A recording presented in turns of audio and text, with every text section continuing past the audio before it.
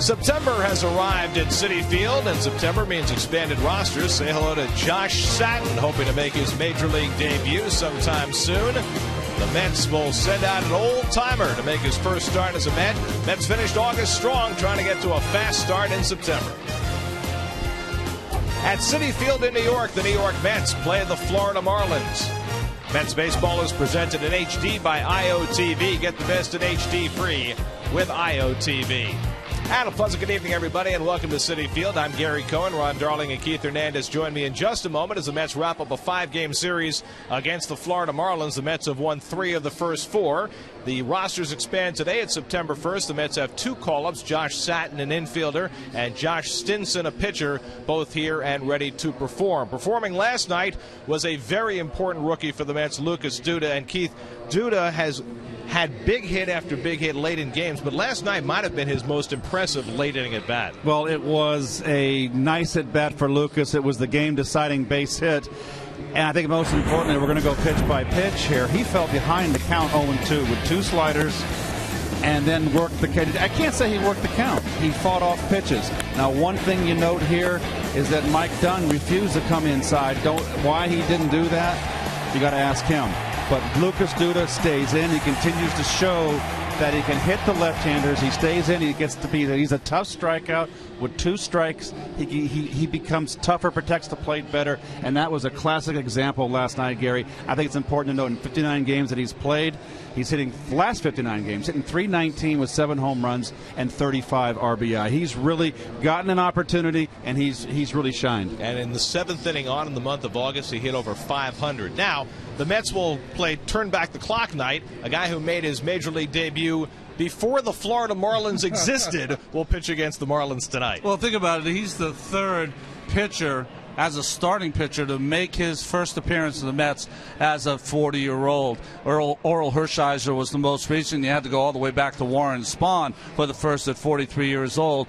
But between that, he's a poet, he's an author, he does everything. He also wins some ball games. He has 99 wins, and he's going for his 100th tonight in a Mets uniform. And he's going up against Clay Hensley, who has 28 appearances this year, 8 starts, but 3 of them have been against the New York Mets. 2 of them, and in his 3rd tonight against the New York Mets. His first one was outstanding. 5 innings, 1 hit, and no runs. So it's the Mets and Marlins wrapping up their long series. Mets trying to make it 4 out of 5 against the Fish.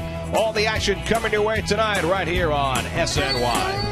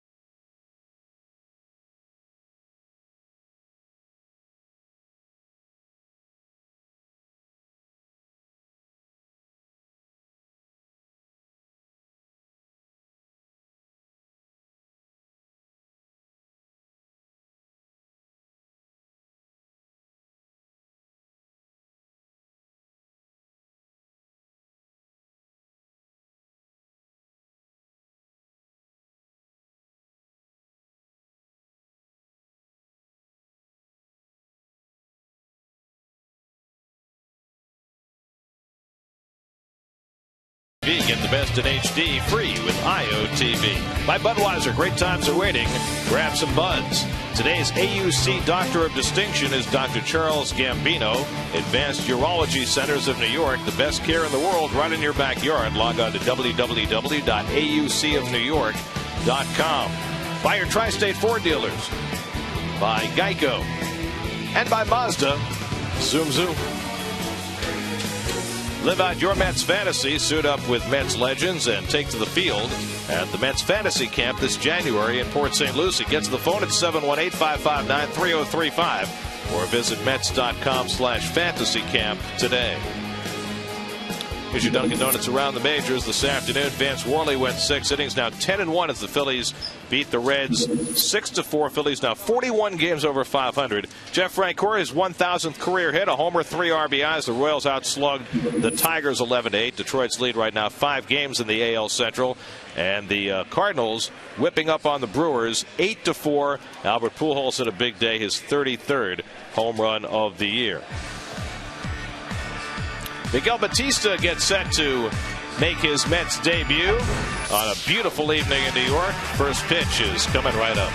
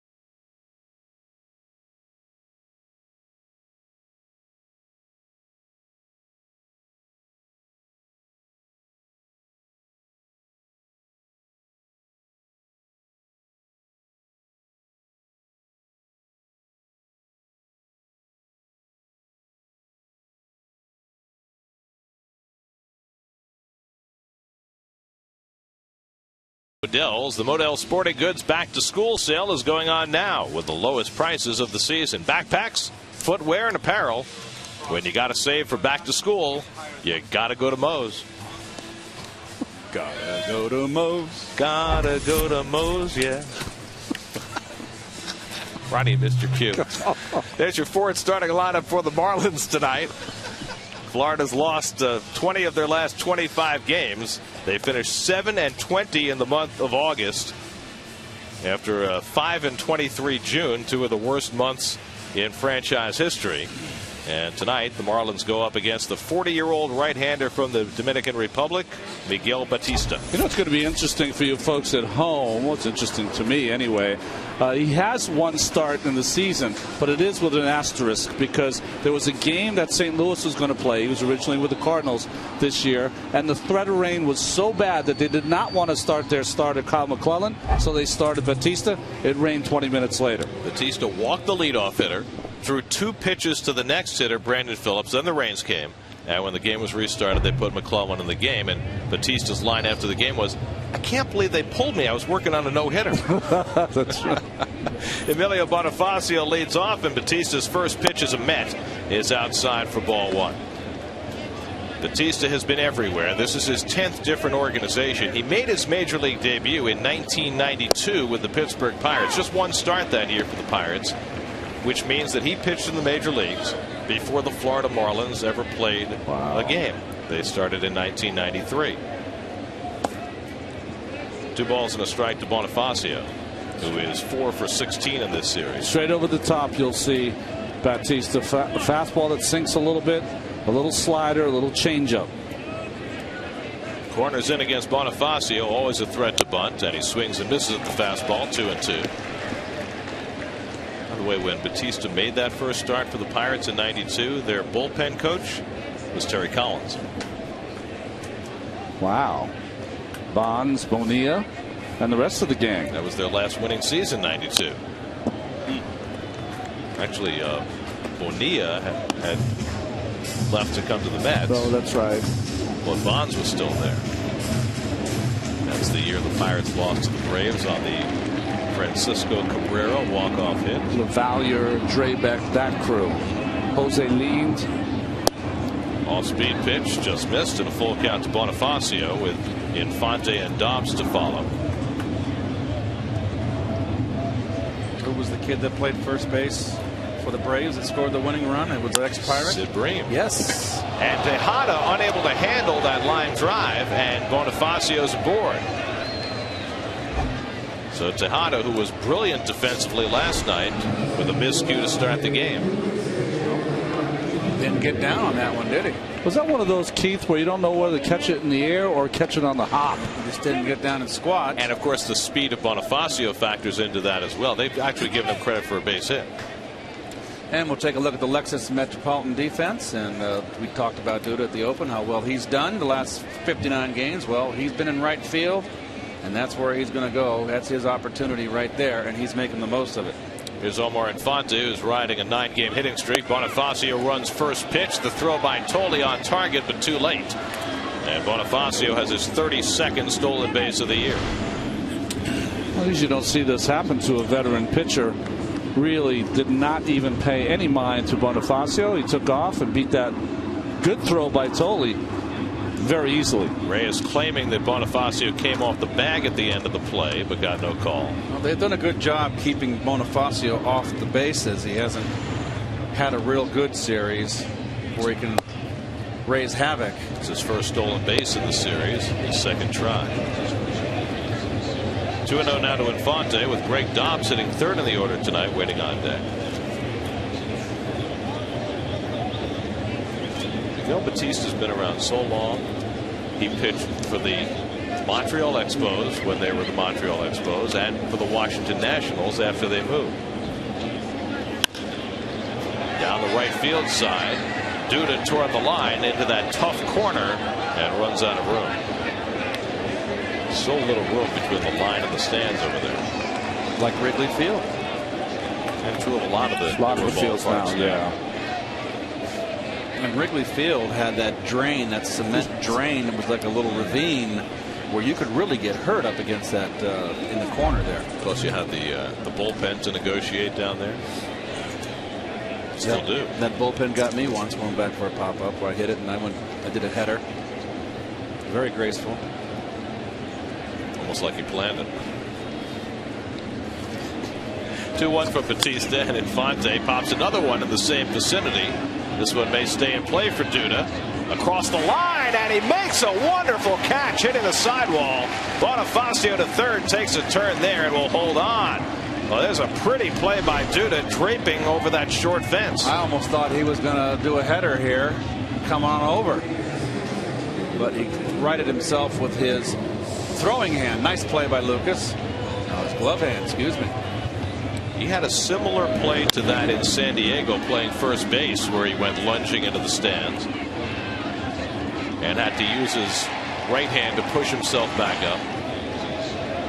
Credit to the guy, the security guy in the maroon. He tried to go over there to help him. The security guy in the green shirt didn't even move. He was holding his position. So now runner at third with one out. The infield back. Greg Dobbs the batter. Dobbs before this season had never started a game batting third in the order. This year now he's done it 9 times. As Jack McKeon continues to shuffle and look for a good combination for a team that has struggled offensively for most of the year. There's Jack, 80 years young, still feisty as ever.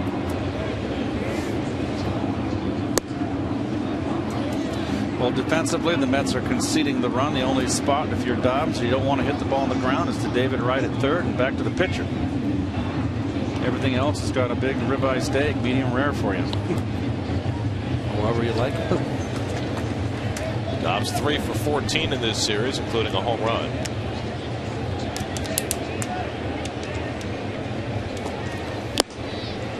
High fastball from Batista, and he foul tips it. We talked about this early in the series as you watch that pitch again from Batista. When Greg Dobbs, who's brought on your team to be a backup player, has started over half your games, probably not a good sign that your team's had the year they expected.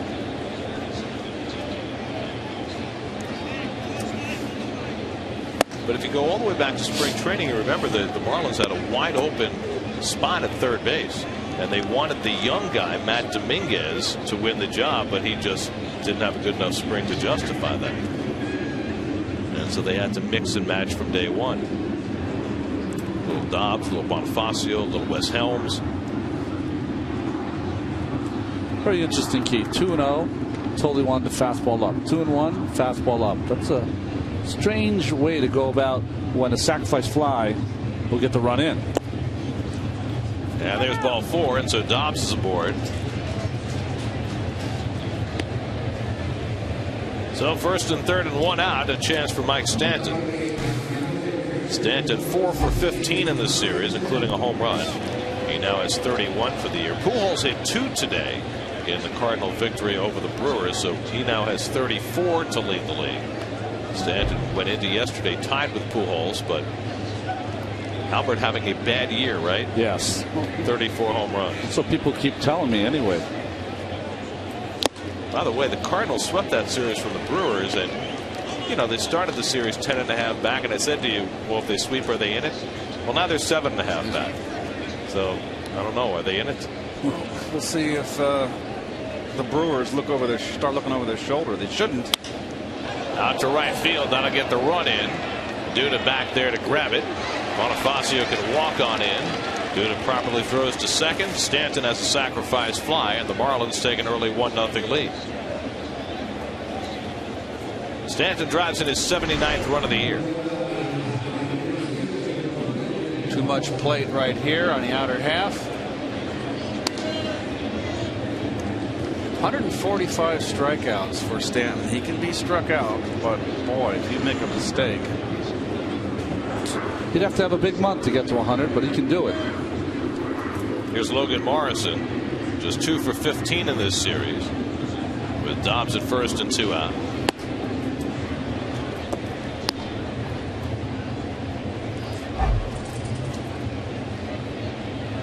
So for Lomo, the king of Twitter, it has not been a great return to the big leagues over the last 10 days after his banishment to New Orleans for 2 weeks. Changeup sitting high, and it's 2-0 to Morrison, and that's 3 times in the last 4 batters. Batista's fallen behind 2-0. You know when guys kind of celebrate to the sky when they hit a home run, and you tweet after a good game? I mean, what do you tweet after a bad game? Do you still tweet, or are you? I don't get the tweeting. Do you need attention? You kind of go into hiding. To grow up in a closet? You can't tweet 0 for 4, can you? I don't know. Maybe you tweet something other than the game. Oh, I got it. It's a distractor. Oh, okay. I don't want you to look at my 0 for 4. I want you to know where I'm going to dinner. That's not a bad idea. Javi Sanchez on deck, and that's the second walk of the inning for Batista as he walks Morrison on 4 pitches, and he has been extremely careful with the left-hand hitters in this inning. And when you look at Batista's splits, the lefty's hitting 284 against him, the righty's only 218. So maybe that explains a little bit of his caution. So now he'll face the right-hand hitter Sanchez, and we'll see whether Batista will be victimized the way every other Met pitcher seems to be by Gavi. Sanchez had been struggling coming into the series, but he's 5 for 13 in the first 4 games, including a double and a home run. Up to 269 for the year, and over 370 for his career against the Mets.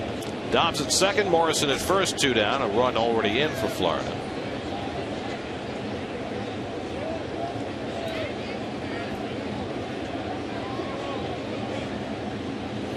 Ronnie, I have a question. Yeah. Say you got a guy like Sanchez, and you played for the Cubs your whole career, 5-6 years, and you got him out. You come over here, and they say he kills us. Would that change your philosophy? Or absolutely not. I think you'd keep the same book you had before. Whatever the book vets have on Sanchez, hopefully they burned it by now because it's not working.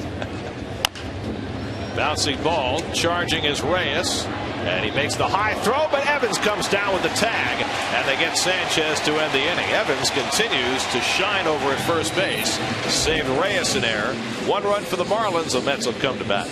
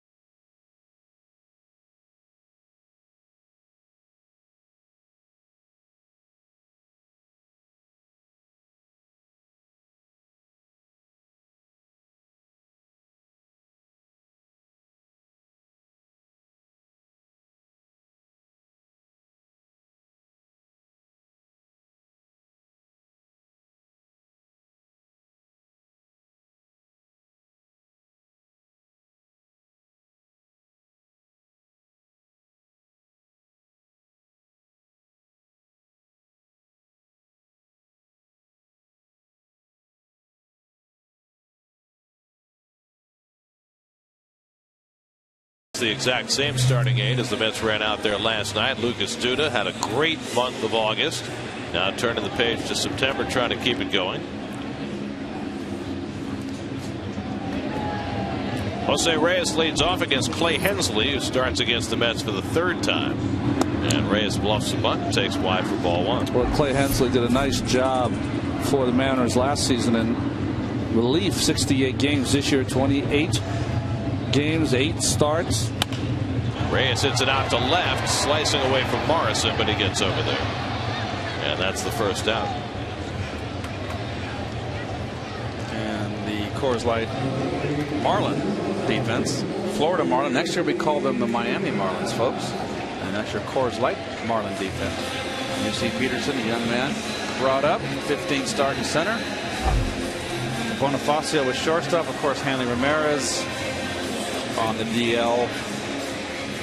So the Marlins are hurt And it's showing in their play. And they're very concerned about Ramirez, even to the point that they think he's going to need surgery now on his left shoulder that he re-injured on rehab the other day.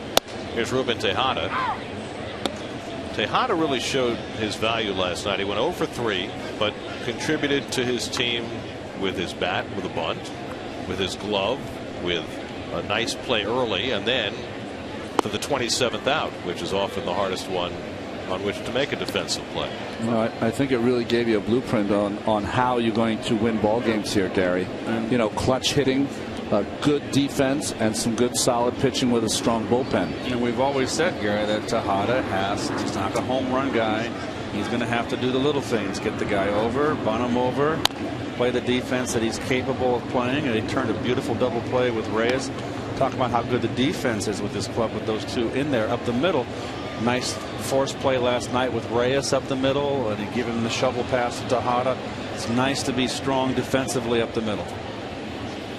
And Tejada has hit enough since coming back from the minors, hitting .348 since his latest recall. I think it was interesting. Terry Collins addressed it a couple of days ago, talking about Ruben learning how to steal some bases. You know, 10 to 15 bases a year or so. To help the ball club too. So you can sneak 15. Yeah. Like Jason Bay. Well, it was interesting the name that Terry invoked as he drives one toward the left field corner, and Tejada's got himself an extra base hit. So Ruben Tejada with a 1-out double, his 12th double of the season.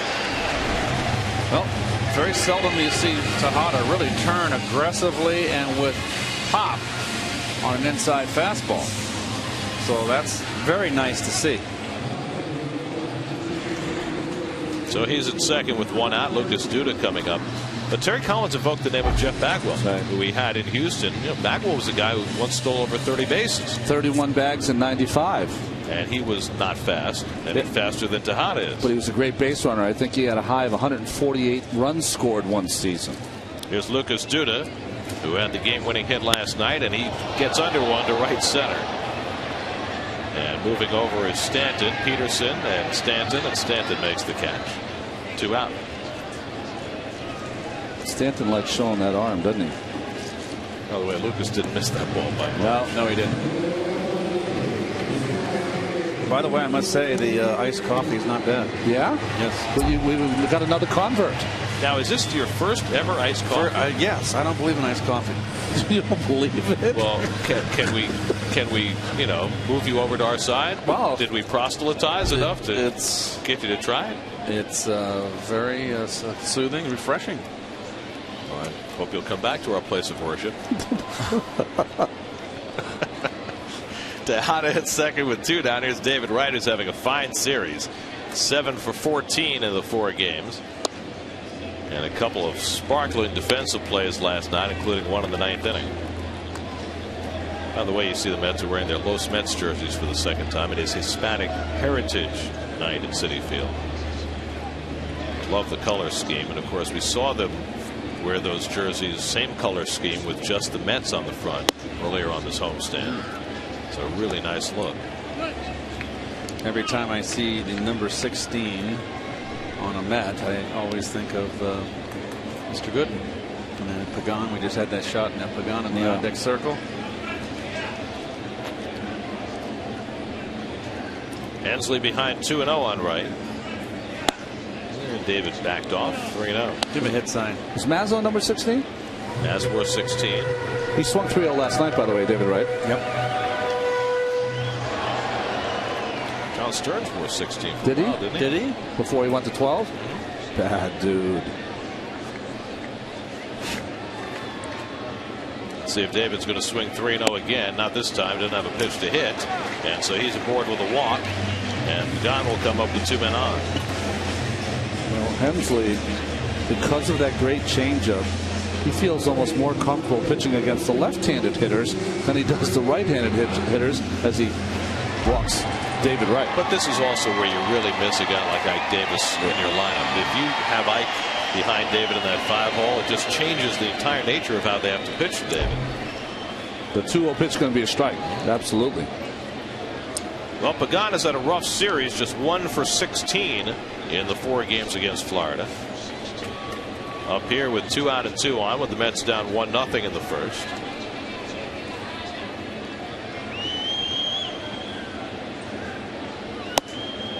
And Angel backing away from a strike. I don't know why Dobbs is playing in so much at third base. The guy wants to bunt for a hit with 2 out in first and second. All power to him. I don't mind him on the cut of the grass, but pitcher goes in his stretch. Move back. Move back when he breaks from the belt. You don't want to leave that hole open. I mean, you got Bonifacio way up the middle. Jason Bay, who had a good night last night, waiting on deck.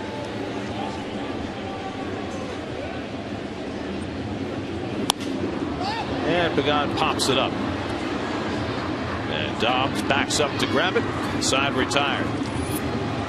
Double for Tejada, but the Mets lead 2, 1-0 Marlins after 1.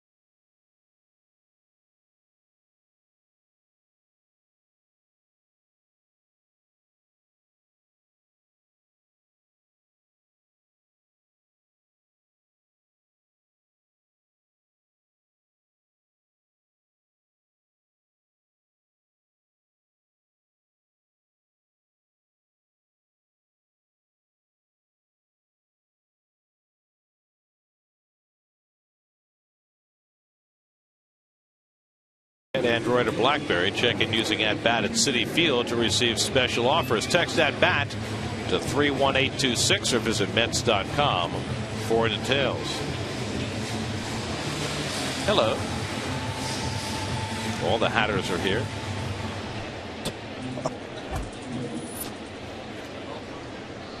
Mad and otherwise.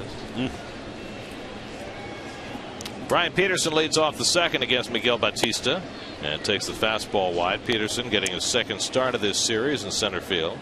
1 for 5 in the series, 270 on the year. 7, 8, and 9 in the Florida order. Peterson, then Brett Hayes and Clay Hensley. And it's pulled to the right side, and Tejada slides over. 1 out.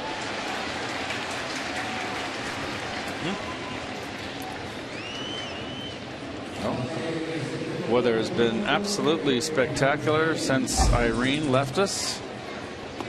Another beautiful night here at Citi.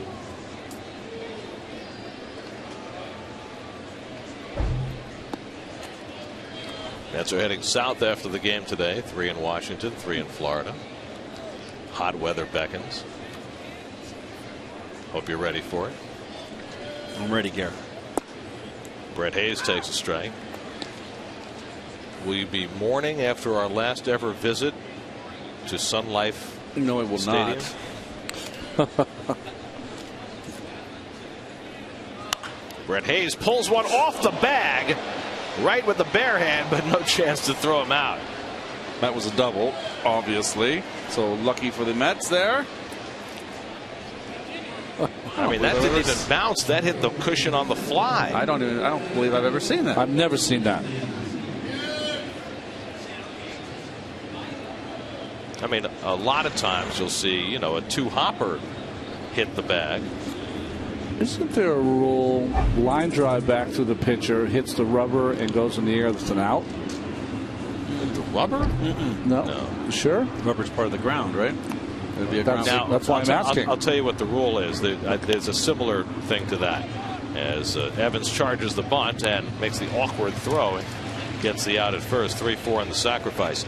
If a line drive hits the rubber and then caroms into foul territory, it's foul ball. Okay, that's what it is. Okay. Yes. That's what it is. That makes sense because it's a ground ball. Because it's part of the field. In other words, if it goes off the pitcher's foot, it's No. a fair ball. Yeah. But if it hits the rubber, it's a foul ball. There we go.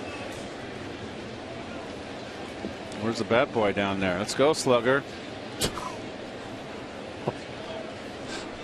You're not going to be on the bad boys, Well, are you? we'll get the bat, the umpire to throw it in. Josh. Bad boys ever get fined in kangaroo court? Hey, they get paid a lot of money. Let's go. Get with it. A lot of money? They don't get paid enough. I know that. They're working so hard. Here's Bonifacio. I mean, you know, the bat boys, everybody sees the glamorous part of being a bat boy. You know, you get to hang out in the dugout and go retrieve the bats. They don't see the you know, cleaning the shoes and doing the laundry after the game. Yeah, laundry and guys throwing stuff at you. And Well, today's bat boy's got to have the extra bat for the player, right? There he is. he was gassed already. It's a lot of work.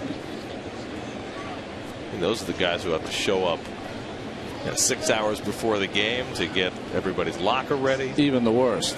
When we come off the road at 3 o'clock in the morning, they're there waiting for the truck to give everyone their luggage. And to take the equipment off and do the laundry. Exactly. Right, get ready for the next day. Ugly cut by Bonifacio on a 2-0 fastball. That was strange. That crotched up totally. Caught him clean. Didn't even touch leather. Cross up, looking for the slider. Got the express. Oh, Right on the wrist. That's a cross up.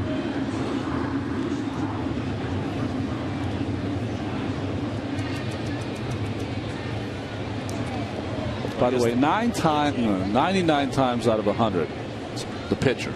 Occasionally, the catcher forgets what he calls. I mean, do catchers ever miscommunicate signs? In other words, think that they're calling for a certain pitch and actually call for another? Oh yeah, absolutely. Totally still hurting, and so Terry Collins is going to come out for a look, and Mike Herbst, the assistant trainer, will join him. I mean, he caught that 90 miles an hour right on like the wrist and that kind of fleshy part right above your thumb, below your thumb. See that? Might have got the pad of his thumb. Yeah. Yep, I think it did.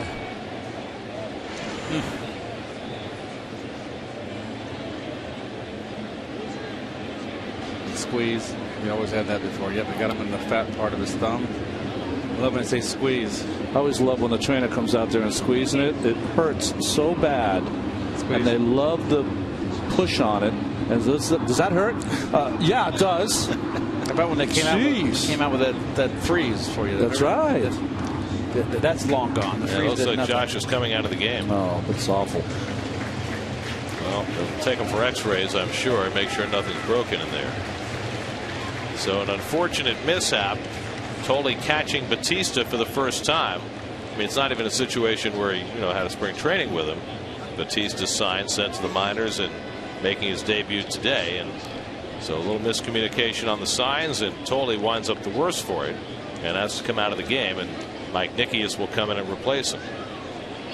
Well, ever ready Nickias. As soon as he saw some of that happening, he hustled, got his gear on, and trying to not have too much time here in between Tolley leaving and the next pitch by Batista. Mets are carrying 3 catchers right now, but Ronnie Polino has a broken toe and really can't catch right now. He's been pinch hitting. So it's really all on Nickias here. Miguel, Mike went out there and said, Miguel, we're going to use the second sign. Second sign.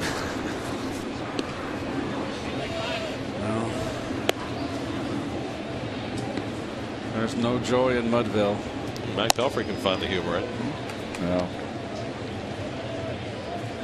Hopefully Tolley is all right. Yep.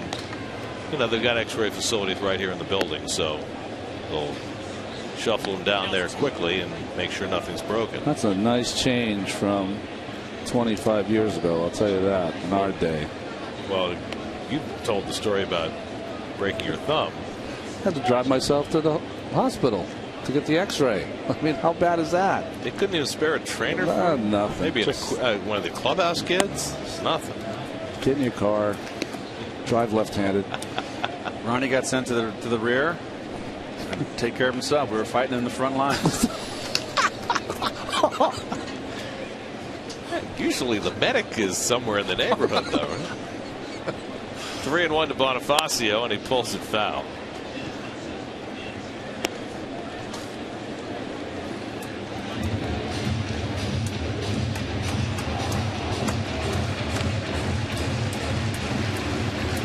Miguel Batista let go by the Cardinals in late June. Mets signed him on the 4th of July. He's been pitching in Buffalo. His last start was 10 days ago, victory over Columbus. And now Preston to service, taking John Neese's spot in the rotation. Bonifacio cracks one deep to right, and he's got himself an extra base hit off the Mo zone. Hayes is in to score. Bonifacio to second with an RBI double, and it's 2-0 Florida. So Bonifacio with his second double and second RBI of this series, and it's 2-0. Slider down and in, even out of the strike zone. Well, you know what's been interesting about Bonifacio is that he's had strikeouts on the backdoor slider, but everything down and in. Remember, Pelfrey's inning in the 7th has been a slider down and in. See the IOTV pitch differential. Want it on that inside corner, but you really want it to be either bounce it or off the corner. I think they had too much middle, like that one. Omar Infante hit a foul fly ball, and Lucas Duda made a very nice catch, draped over the sidewall. Garrett, did Vance Worley get that win for Philadelphia? Did. His 10th win. How about that? 10-1 now.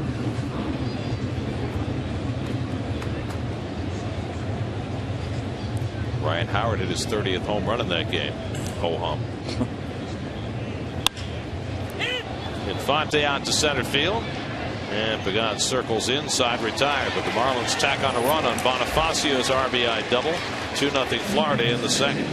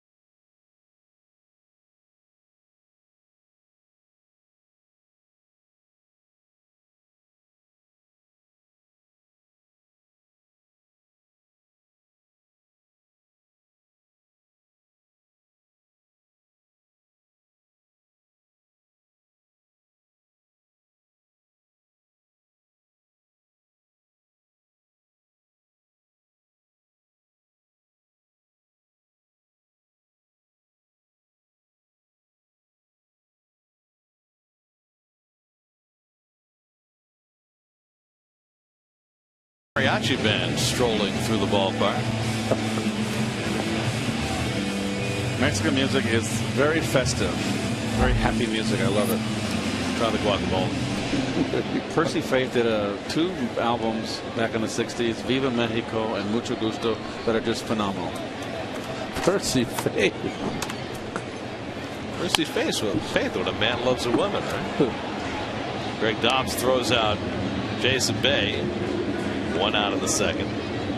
May coming off a 3-hit night last night, swinging at the first pitch he sees. Now Nick Evans. Evans hitting .400 over the last 8 games.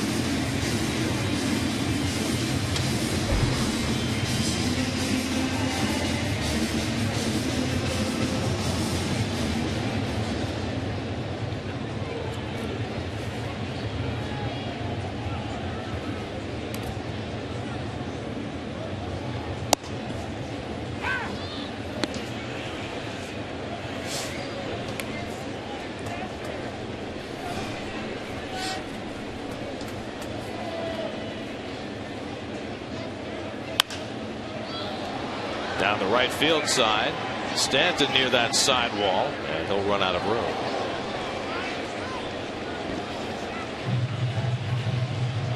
Here's that Pearl. Nobody who catches a foul ball ever goes home sad. Nowadays, everyone knows, though, what time to get home. You used to have to go home, black cord fever, call everyone you knew, say, hey, I got a baseball. Now they know in 5 seconds.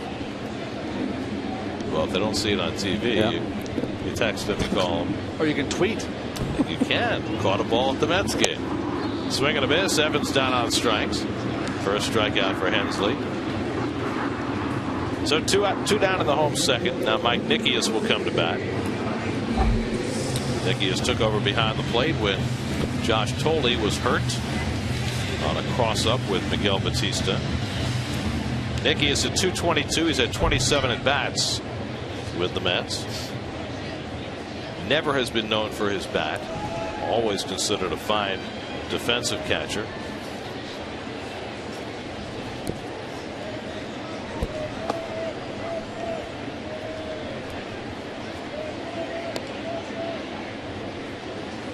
I don't think I've ever seen a shin protector like that on the hitter before. On Nickias, it's right below his knee.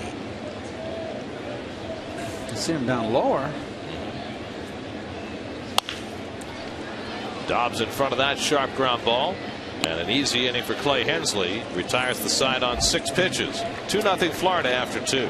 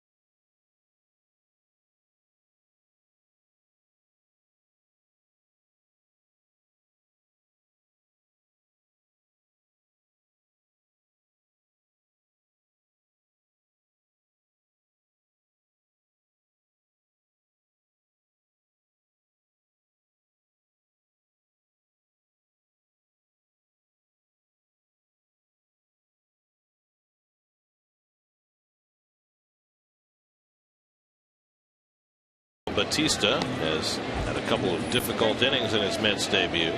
Greg Dobbs will lead off for Florida. It'll be Dobbs, then Mike Stanton, and Logan Morrison for the Marlins in the 3rd. Let's see if Batista can copy Capuano from yesterday, get down 2-0 and hold it right there.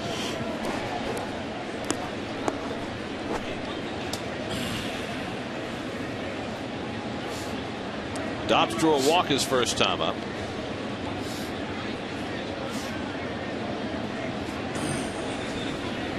Heard you guys talking about changing it to the Miami Marlins, and you guys are going to put a little wager on every time we made a mistake. Did you come up with a number for the wager? Well, when we first started broadcasting games from Citi Field, we made a little fine box. Yes. For every time we referred to this ballpark as Shea, which eventually was stolen. Well, so that was going to be my point, that we fed a good deal of money into that fine box. Well, we're going to keep it on paper this time, okay? Oh, okay. And then we'll figure it out at the end of the year. But we still need the number for each transgression. Well, we won't get as many opportunities to transgress. This is lined into center by Dobbs. And he's got himself a leadoff hit. The fourth hit off Batista. So Stanton will come up with a man on. I mean, we do 81 home games from here, so we had, 81 solid opportunities to mess up. Mets only play the Marlins 18 or 19 times, okay. So that's a lot fewer chances. So probably the fine should be something heftier. I agree. Right? $100. Yeah. Wow. That is hefty. and it'll go to a charity. All right. No, it'll go to the Gary Cohn College Fund. I've already got my degree. I'm not going back.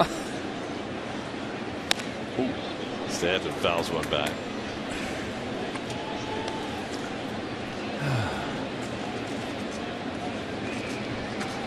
Stanton hit a sacrifice fly his first time up to drive in the first Florida run.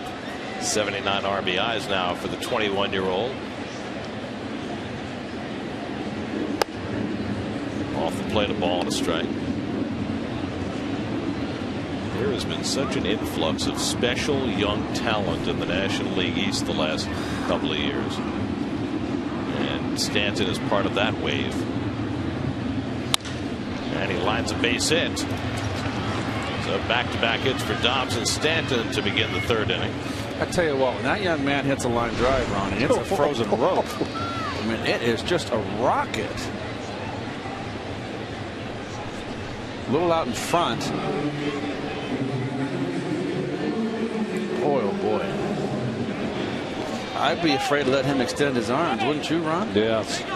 You have to rush him in, up and in. I think the temptation is he's so far from the plate, you figure that he's got a hole outside, but it doesn't appear to be the case. You can get him away with breaking stuff, but you got to keep him honest in. Here's Logan Morrison with two men on, and he hits a double play ball right at Tejada. Reyes with the turn for the 4-6-3. So 2 out. Dobbs moves over to third. Well, Taylor made one hopper. Nice little feed from Tejada, routine. And Morrison has a little bit of that long swing, and Batista very wisely went in there and found out where those pots and pans were. Got in his kitchen big time. So 2 out. Dobbs at third, and here's Gabby Sanchez, who grounded out to short his first trip.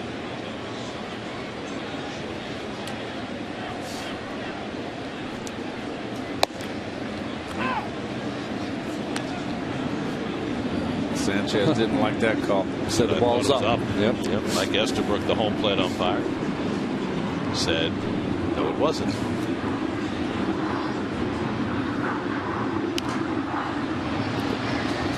Fastball foul back, and it's 0-2. It's interesting, isn't it, how this game will. You think you got it figured out? I'm by no means saying that Gabby Sanchez thought he had it figured out. But fine year last year, and now a good first half, and then just a struggle the second half for him. It's a very funny game.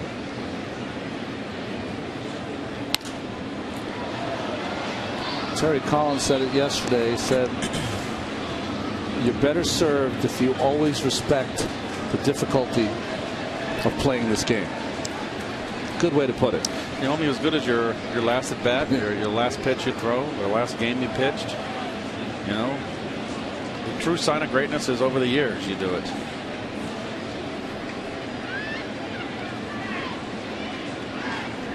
Now the 0-2 from Batista, and a broken back grounder. Wright avoids the bat. Reyes grabs the ball, hesitates, but gets it. Well, Reyes with that little double clutch almost lost the play, but he throws out Sanchez and gets Batista through the inning. Still 2-0 Florida.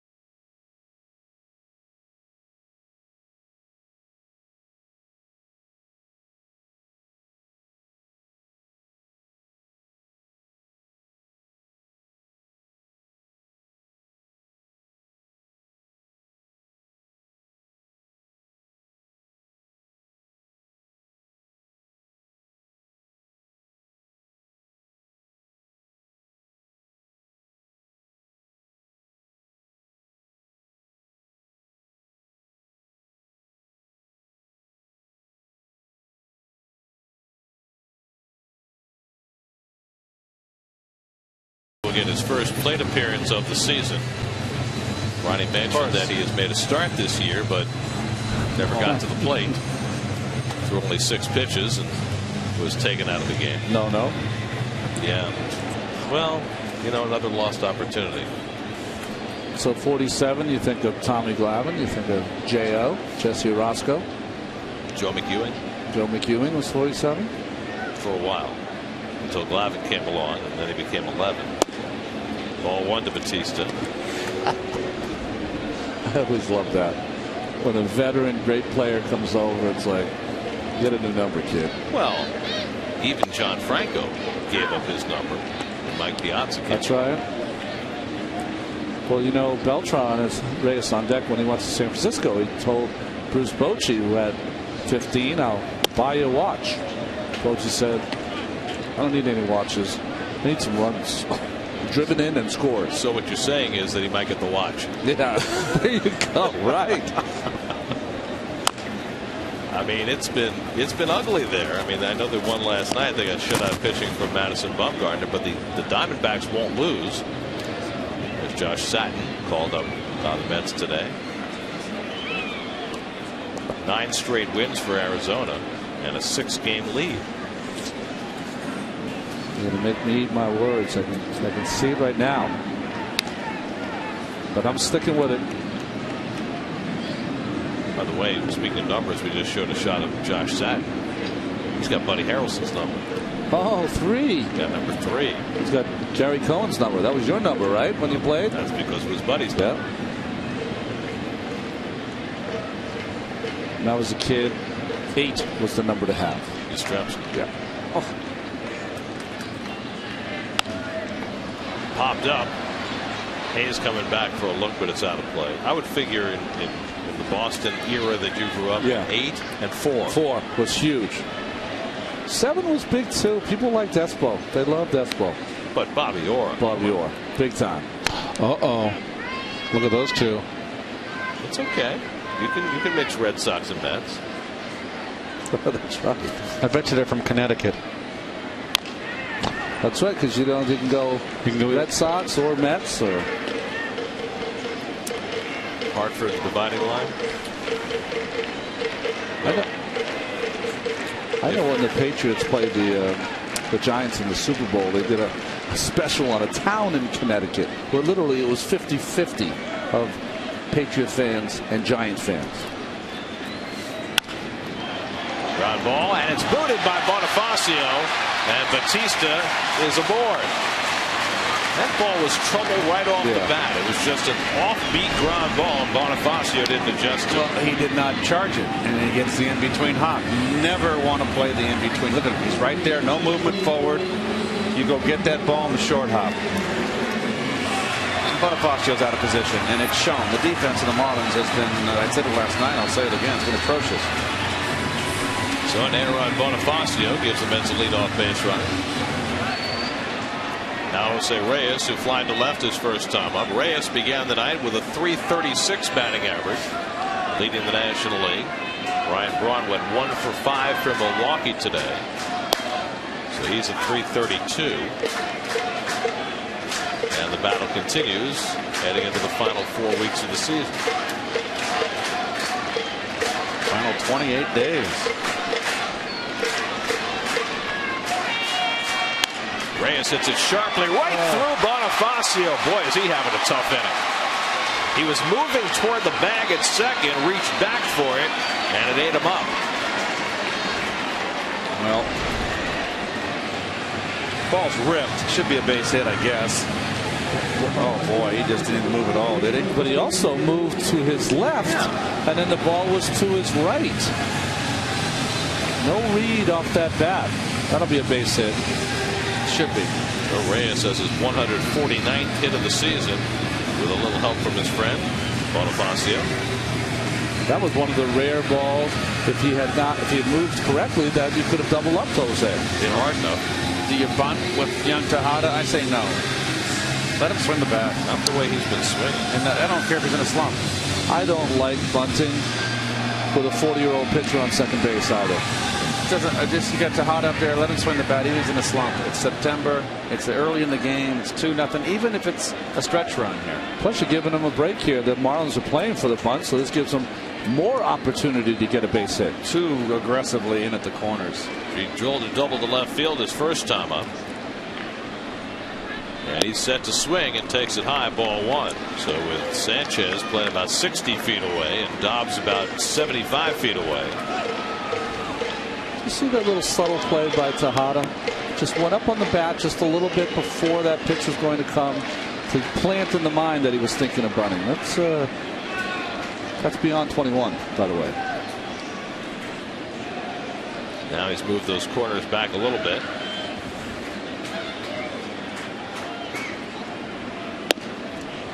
To an 0 to Tejada with Duda waiting on deck, and Hayes will run it back to Hensley.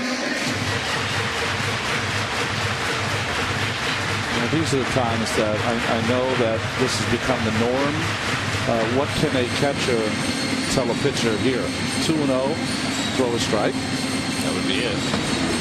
Every weekday on SNY, get on the New York Sports Local and stay on top of all the latest happenings in New York sports with insider info, exclusive interviews, special guests, and heated debate on Daily News Live, Wheelhouse, and Loudmouths, all part of the New York Sports Local, weekdays starting at 5 on SNY.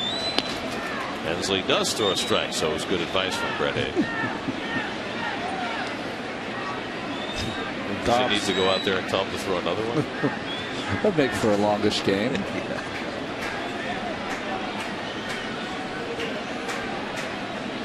Batista getting virtually no lead at second base. He would be hard pressed to score on any hit to the outfield, unless it's a ball that goes to the wall.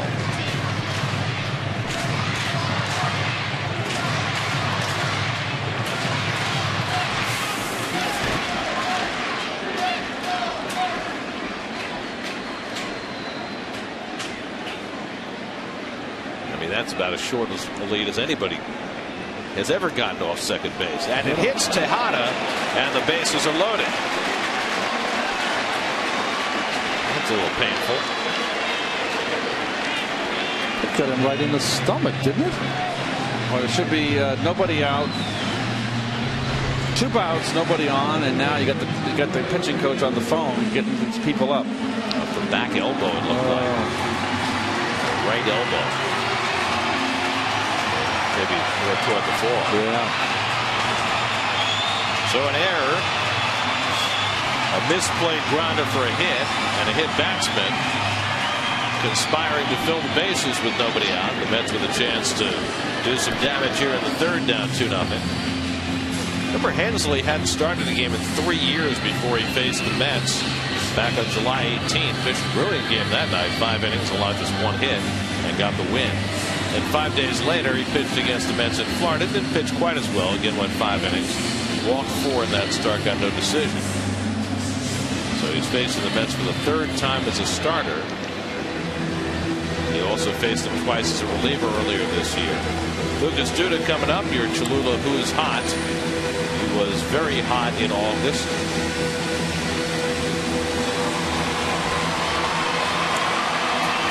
Nice 20 RBI for the month. He just missed one last time up. His first time up, I should say. And a big chance here with the bases loaded and nobody out. He flied out to right in that first at bat. And the overhand breaking ball misses for ball 1. Batista at third, Reyes at second, and Tejada at first with nobody out. By the way, the 20 RBI month for Duda was the second for a Mets rookie this year. Justin Turner had a 20 RBI month back in May. 2-0 now to Duda. So Hensley really painting himself into a corner. David Wright waiting on deck. Turn the fan on, Keith. Boy, oh boy. I'd like to be up right now. And Duda takes a big cut, but Hensley pulled the string. That's okay. 2-0. You want to throw a changeup? Fine. Badenhop up in the bullpen.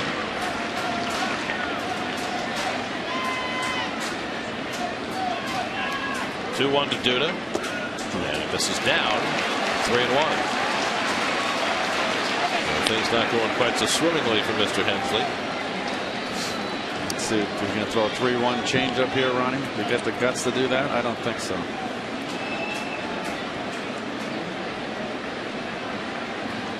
Let's see.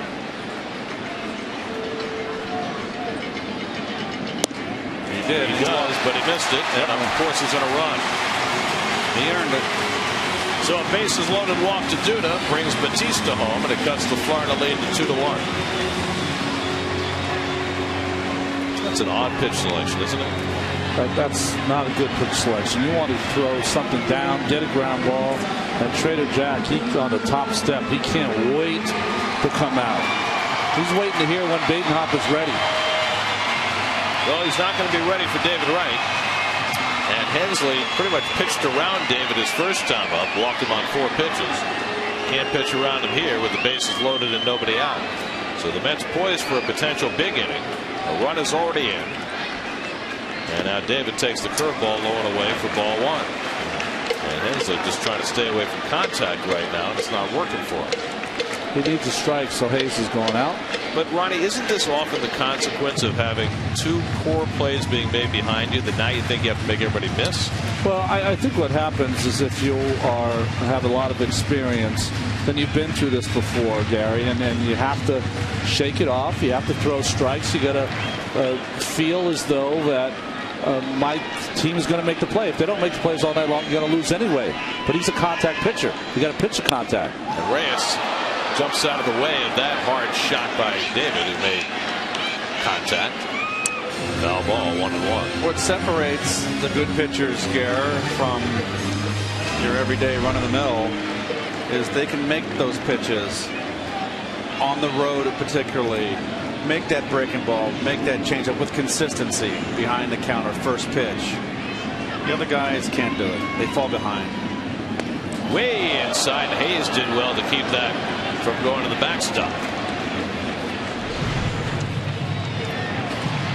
Hensley, to me, has too much experience to be as flustered as he looks right now. He's ready. No command He's of ready. anything, and that's going to be it. Yeah, I told you couldn't wait. Not the first time Jack McKeon has done this. In fact, we've seen him do it on at least one occasion. Take a pitcher out in the middle of an at-bat. And it's going to happen to Hensley right here. He is going to take his exit with the bases loaded, nobody out, and a 2-1 count on David Wright. The Marlins are going to go to the bullpen. Burke Badenhop will be coming in. The call to the bullpen brought to you by Lincoln. A short night for Hensley. He leaves after 2 innings plus. 2-1 Florida. We'll be right back.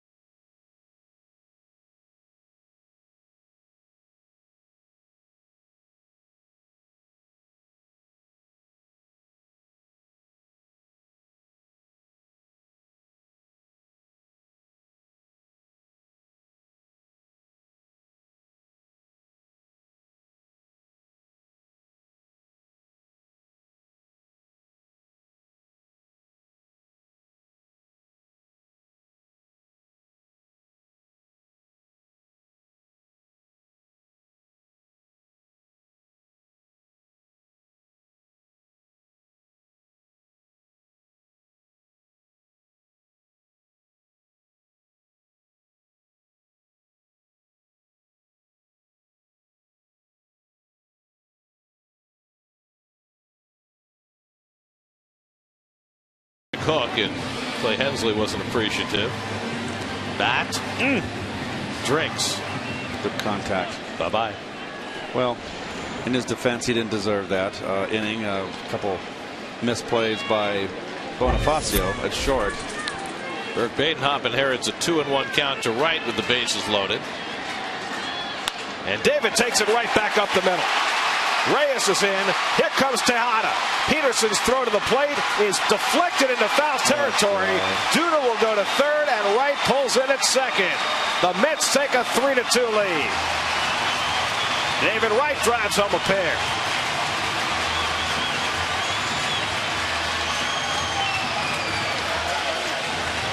What I like about this at bat is that David knew he had a count in his favor. New pitcher in. Bases loaded. Didn't try to hit a home run. Base hit. And here comes the throw. That's going to be an error on the outfielder, and the Marlins just look terrible. Keith, let me ask you a question. Gabby Sanchez, it's going to bounce us like this. Just let it go.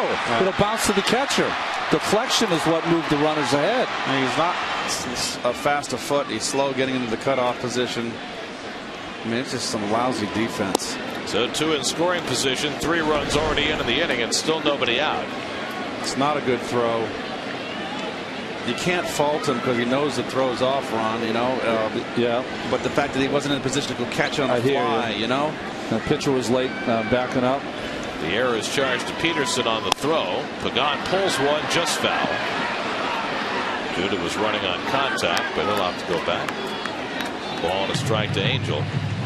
2 errors in the inning now for Florida. 2 hits, a hit batsman, a walk. Oh, but IOTV pitch differential. Oh boy. Now he didn't want the ball up. It's a sinker ball pitcher. He wanted it knee high. That is right down Broadway. With no movement. David now 8 for 15 in this series. Pagan, on the other hand, just 1 for 17 and a chance to drive in a run or 2 here. Second and third and nobody out. On the inside corner for Badenhop, 1-2. I'll tell you what, the Marlins play like this in the field, like they have this 5-game set. They're not going to win double digits in September. And it's going to be a long month of September for them. Well, it was an awfully long month of August. And Badenhop to the off-speed pitch to strike out Pagan for the first out of the inning.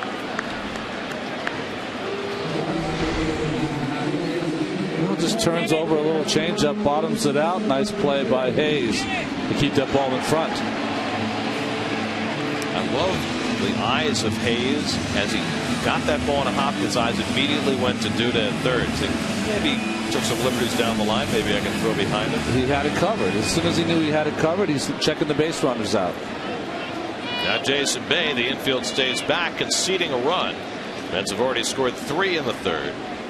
Jason grounded out to third his first trip, and the slider off the plate.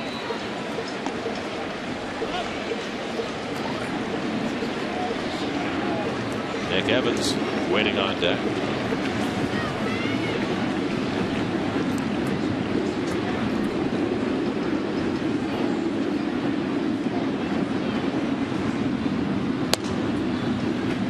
Two and 0 to Bay. Jason with a 3-hit night last night, after managing just 2 hits in his previous 45 at bats. And every time he has a game like that, you say, okay, maybe it's a jumping off point. Certainly Bay hopes that's the case. Yeah, it gets by Hayes. Here comes Duda, and the Mets have their 4th run of the inning. It's a comedy of errors for the Florida Marlins.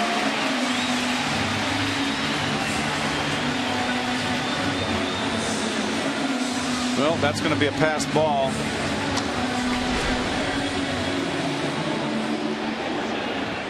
Oh, did it right through the wickets. I think it'll be a wild pitch only because it caught dirt, Keith, but could be wrong. And they do call it a pass ball. Very good. Borderline. So 4 runs home in the inning. Right now at third with 1 out. The infield comes in on a 3-0 count to Bay. Perfect time for Jason to swing, and he does, but he hits it right at Bonifacio. Another boot, but he has time to make the play. Boy, Bonifacio has just been a target in this inning. He needs a bigger glove. He stays in front. This is a shot. And Bay can't catch a break. Can he? Get 3 hits last night. He starts the night off last night with a bleeder, and then has a big night, and then the night before it's a bullet at the second baseman with an RBI his first at bat. It's caught, and now this one. And you can see the frustration. So 2 out of the inning. Nick Evans, the 8th man up, struck out his first time up, and he bounces one on the left side. Another chance for Bonifacio, and the throw on target to end the inning. But the Mets cash 4 tainted runs thanks to 2 Marlins errors and lead it 4-2.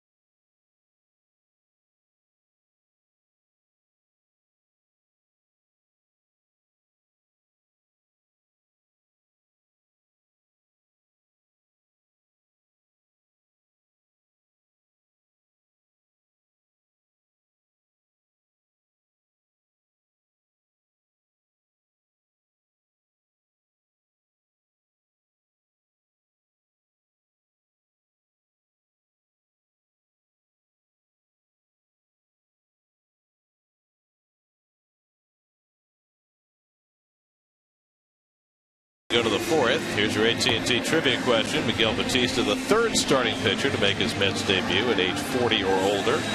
Who are the other two? Now the key is, were you listening to the open? Yes. They need to have half the answer. I shot the clown. Sorry about okay. that, guys. No. What we like to do is we like to convince our viewers to start watching the game right at the beginning of the broadcast. Oh. That way, they will have all the information. Oh, that's what I did. That's right. See? You pulled it off very nicely. Here's Brian Peterson leading off against Batista, who's trying for his 100th career win tonight and now has himself a lead for the first time. Peterson grounded out to second base his first time up. And a fastball for a strike from Batista, 1-1. Well, you may well have heard the news already today that the Mets have broken off negotiations with David Einhorn, who was a prospective limited partner for the ball club.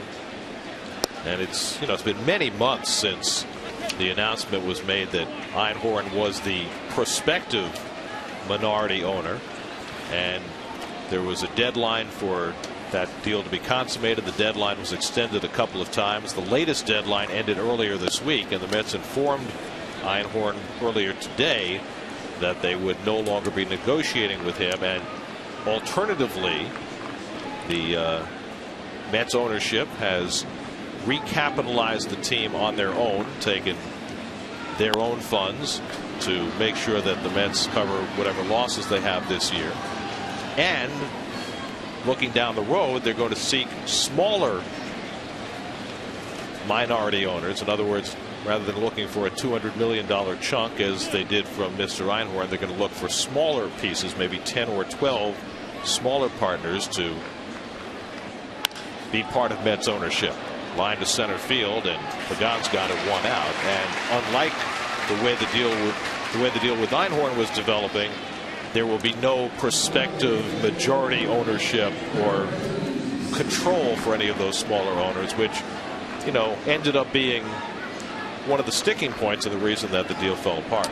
Well, I think originally there were a lot of prospective people that wanted to be part of the Mets, of course, and $200 million was too steep. So I guess kind of reversing things for a while. And you're right, Gary.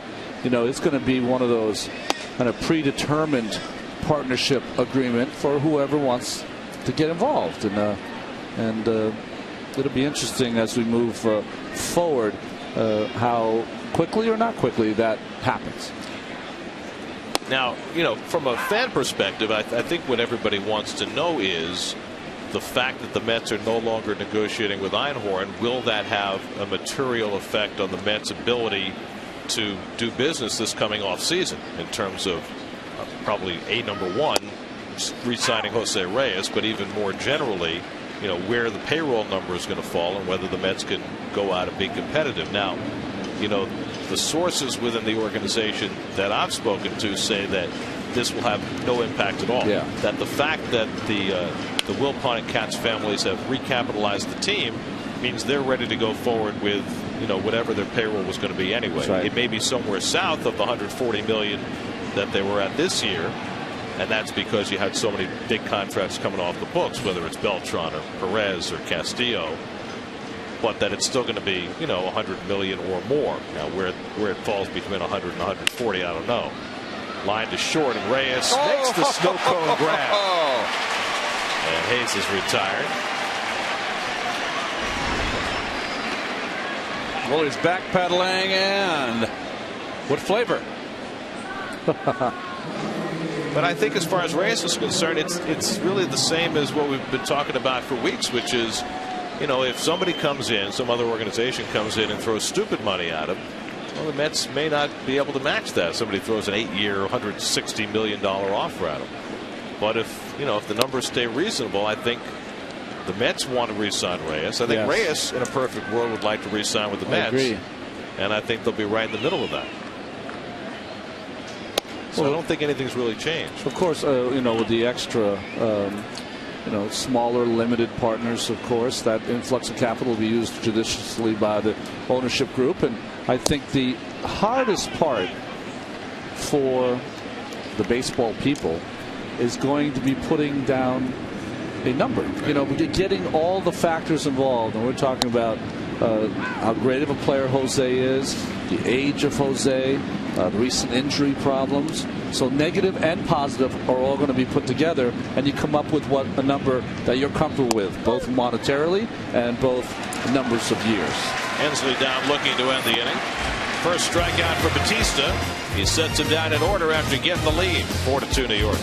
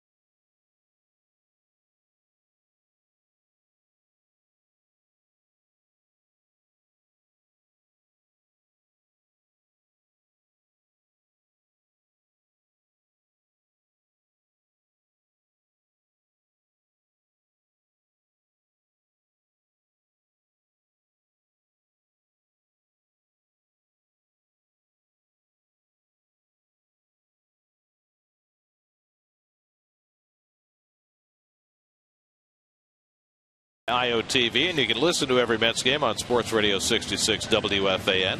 Mets head to D.C. and take on the Nationals the next 3 days, 2 night games and a day game Sunday.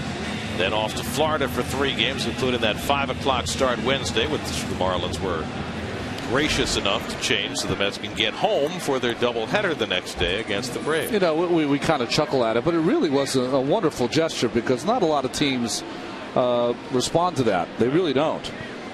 Mike Nikias up for the second time. Grounded out to third his first time up. Nikias came on when Josh Tolley was hit what looked like the base of the thumb on his catching hand when he was crossed up on a pitch from Miguel Batista. Still waiting for a medical report on Tolley. And as I said that, we just got the medical report. Contusion on his left wrist. He'll be reevaluated tomorrow, but what that tells you is they don't think anything is broken. I'm saying good. The only reason I'm saying good out there is that means that's a bone bruise. Now, how deep that bone bruise is and how long it lasts, we don't know, but I'm glad that it isn't broken. I don't know. Bone bruise isn't a good word for this team this year. 2-2 to Nikias. I know. I mean, really the last couple of years, because that's what Carlos Beltran was dealing with that led him to have the surgery 2 off seasons ago, was a bone bruise in his knee. And then, of course, Ike Davis with the bone bruise that has cost him 4 months. Well, you talked about it last night, if folks weren't listening last night, that Ike is going to go to Florida and do some baseball activities, which is a cool thing. Nicky is down swinging. Yeah, he's going to meet the team when they're in Florida next week. Second strikeout for Badenhop, 1 away. Let's check in with Eamon McEnany, who's filling in for Kevin Burkhardt tonight. Eamon? Well, Gary, as we approach the 10th anniversary of the September 11th attacks, earlier today, Will Jimeno, a Port Authority police officer, was on hand here at Citi Field. A huge Met fan. He had a chance, along with his family, to hang out with Jose Reyes and David Wright before the game. The Mets posed for pictures and signed autographs.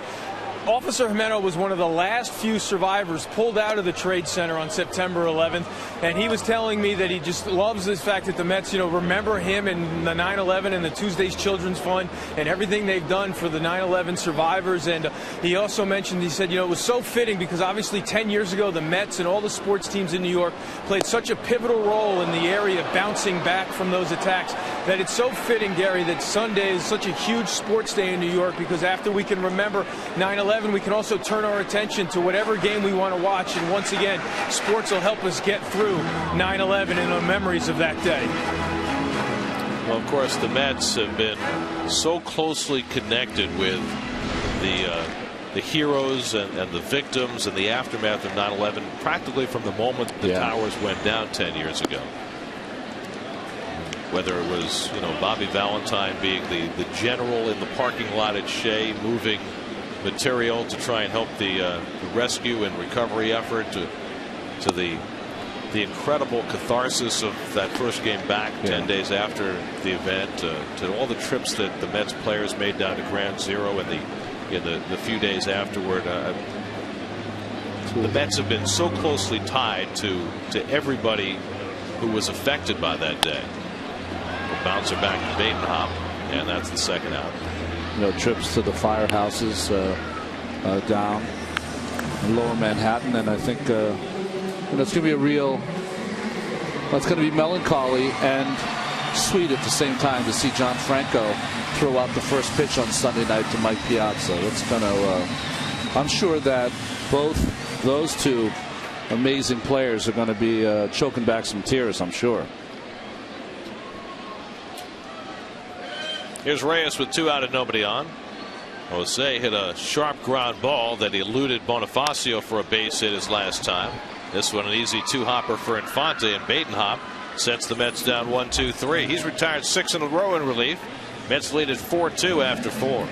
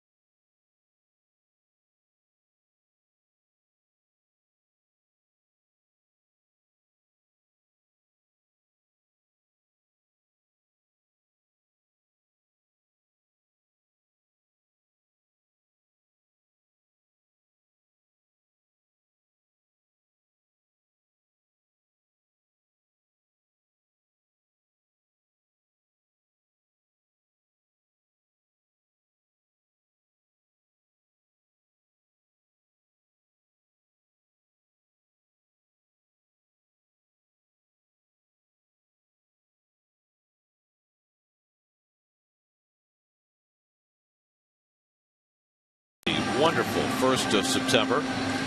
By the way, it's September 1st, and for me that means that it's time to wish my wife a very happy anniversary. Oh, nice.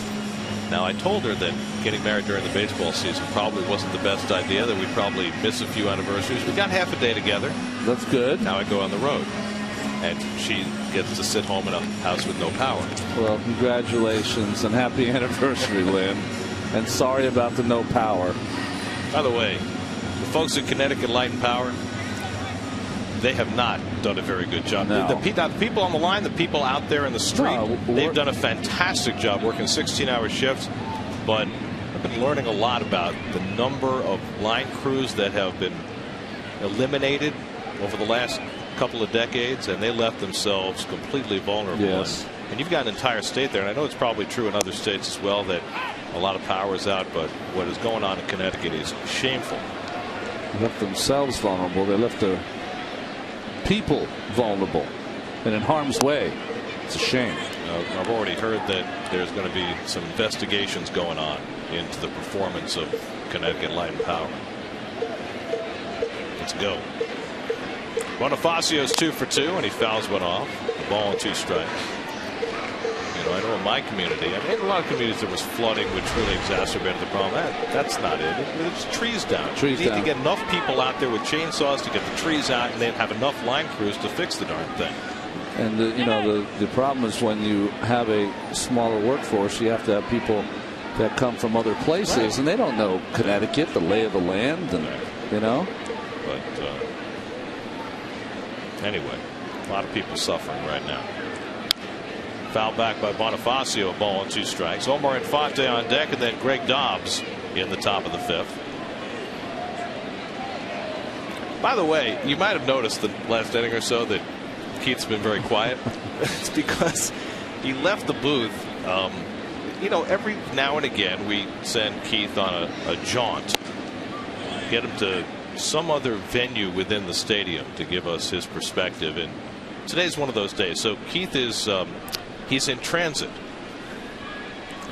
Well, Keith is so popular. Elvis used to leave the building. Keith enters the building. That's how famous he is. And the problem is when Keith moves through the building, everybody wants to talk to him. It's hard for him to move. Like so he needs an entourage. He's like the Pied Piper. Yes, he's the entourage. Our entourage. He needs Turtle. 3-2 to Bonifacio.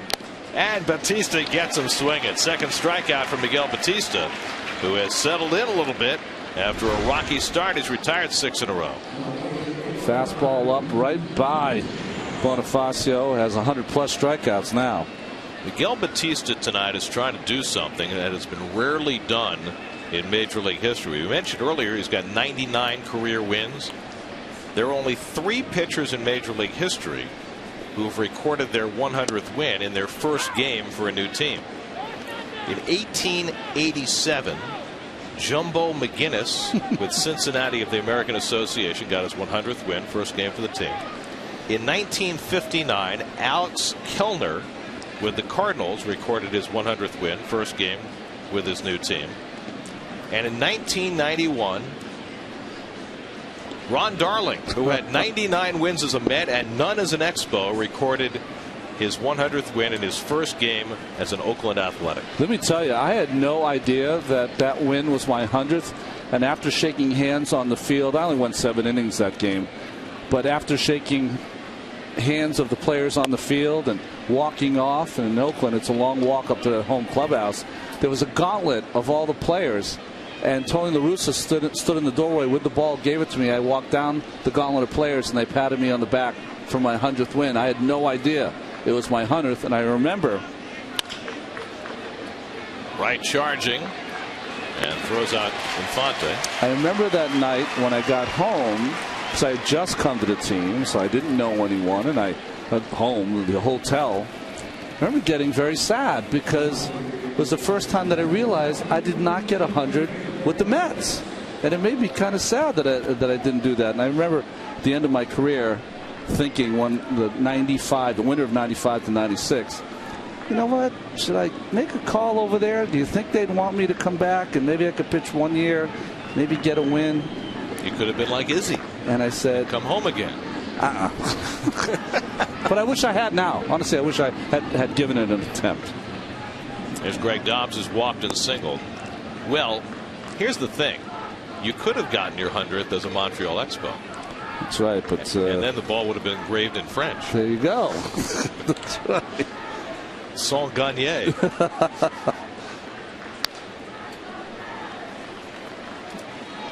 Trying to not lose my place here because I'm doing Keith's scorecard also. Well, now wait a second. Are you doing Keith's scorecard in Keith? The way he does it. Do you know that language? I'm starting to learn it. Yes. It is very convoluted. There's a lot of writing. And now I know why the truck is always talking to him about spending so much time on his scorecard. It's a lot of work here. Now yours is fairly simple. It's very simple. That's because you remember all the details. 1-2 from Batista, and it's taken high by Dom. Listen, if you have a brain that remembers all the details, it always also remembers stuff that you have no business remembering. That's the bad part of it. It's the trivial side of the brain. There's right brain, left brain, and trivial brain.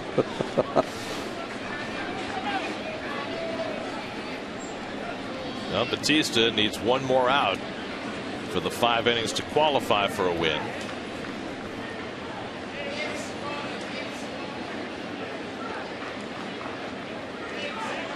Two. Swing and a miss. He struck him out. So Batista, with a couple of strikeouts in the inning, he's retired 8 in a row, and he's got his 5 innings in halfway through. 4-2 New York.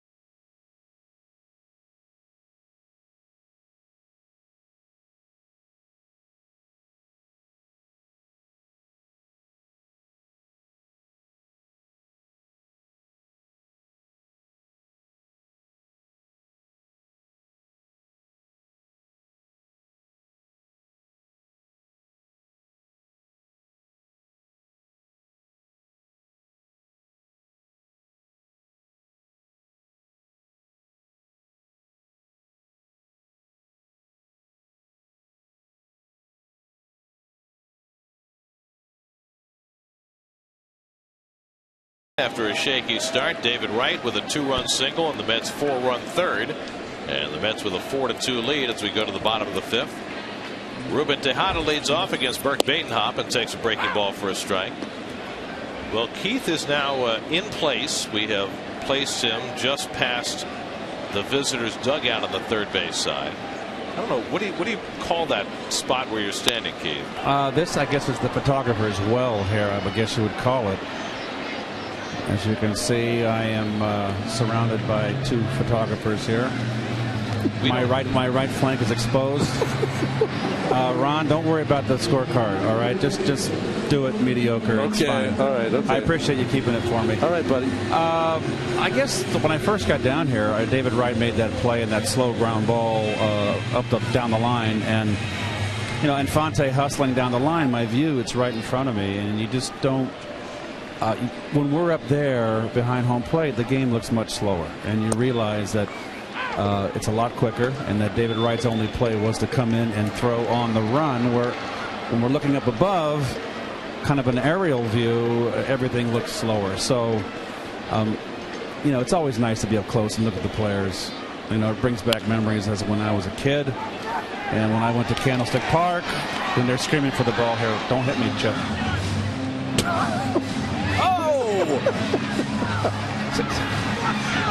Never lose it, pal. Those are some golden hits right there. Anyway, how perfect was that? Tuna rolls over one down to Sanchez. And that's the second out. I can't believe that just happened. That's funny. Of course it happened. If I'd have had a glove, I would have backhanded it. Well, you caught it with your glove hand, but you threw it with your glove hand. But, you know, Gary, one other thing, too, we're up there underneath, you know, we had that overhang. It is a lot noisier down here, too. We don't quite hear the noise up there in the booth, and we kind of lose sight of the fact that there is a lot of racket going on, a lot of cheering, and that's one thing I noticed, too. That makes a big difference being down here on the field. David Wright bounces one to short. Bonifacio comes in on it, and the side retired. Quick inning for Batenhop on just 5 pitches. You know, once they've got the gold glove, the gold never tarnishes. Quick hands.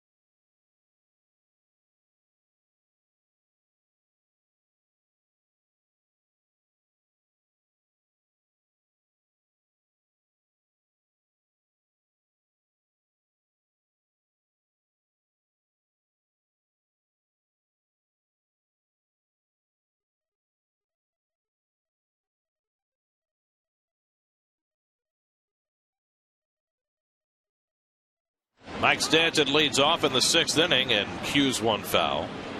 Miguel Batista still out there chucking in the 6th. 5 innings out under his belt, 81 pitches. Stanton delivered a run in the 1st inning with a sacrifice fly. Bonifacio drove in a run with a double in the 2nd. Batista was in a jam in the 3rd. 1st and 2nd, nobody out. Got a double play ball from Morrison, and the Marlins haven't had a base runner since. 40-year-old Miguel Batista has retired 8 in a row.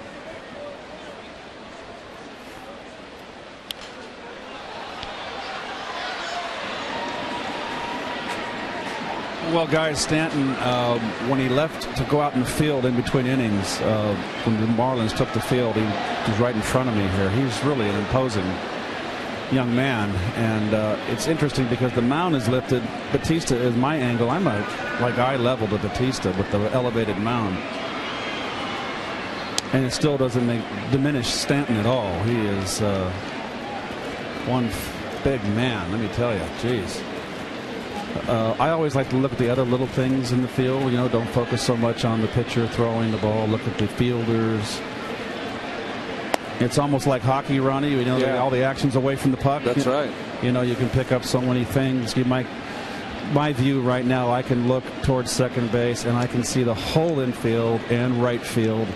And if anything's hit in my view, I had the peripheral vision to pick up each guy move individually with wherever the ball's hit. That's one of the great things about coming to a game live instead of watching on TV at home. Not to ridicule that. We want our people at home watching. But every night. And not everybody can get to the ballpark, you know, on a daily basis like we can. We're that fortunate. Now you are so close to the field there on the third base side, and as Stanton walks to start the inning, and you know David Wright tends to be a chatter. He talks to third base umpires. He talks to third base coaches. Are you close enough to hear the chatter, or are you a little too far away for that? Well, you know what, I can't, because the loudspeaker system is right over my right shoulder, and I'm hearing your feed now. I'm hearing the live broadcast in my right ear, so that gets in the way. But Reyes and Wright are always talking to each other, and they've been together so long. I did notice that. So. And it's always good. Your right side, your right side, left side of the infield should always communicate with each other. First base, second base. There always should be that kind of communication. It's quite a spike pickoff throw by Batista that Evans saved him. Pedro Beato, first man up in the Mets bullpen, as he was last night. Logan Morrison, the batter, with Stanton at first. Been a really rough series for Morrison, just 2 for 16, and now Batista falls behind. It's interesting to talk about a series in that way, right? That someone's 2 for 16. That's what you get when you have these 5-game series. Almost like a postseason series where you'll go 5 or 7 games. Sunday at 7 p.m. it's a one-on-one with Jets rookie defensive lineman Muhammad Wilkerson. Plus, get an in-depth preview of the Jets' 2011 regular season on Jets Nation Inside Camp Sunday at 7 p.m. only on SNY. Morrison hits it sharply, a base hit. Stanton had to hold up, so he'll only go to second. And so the Marlins have the first 2 men on in the 6th. Let's check in with the studio. Gary Apple standing by with the New York State Smokers Quit Line game break.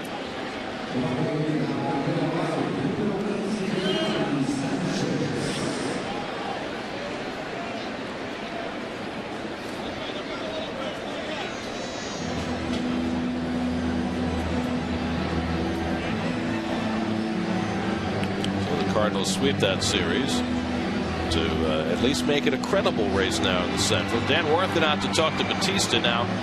In a situation like this, Batista, new to the ball club, trying to get a milestone victory for him. How do you know how much rope to give him? Yeah, I mean, you and I were talking between innings, and I told you I thought they would take him out after 5, only because your first start for a new ball club, there's extra pressure. Sometimes that weighs on you, but you know the bullpen went 4 innings last night. Keith, what I want to know, I know you can't hear it from where you are, why do infielders go to the mound when the pitching coach comes to talk to the pitcher? You always want to hear what the pitching coach has to say. Okay. You always want to be a part of the conference there, and you always want to urge on your pitcher.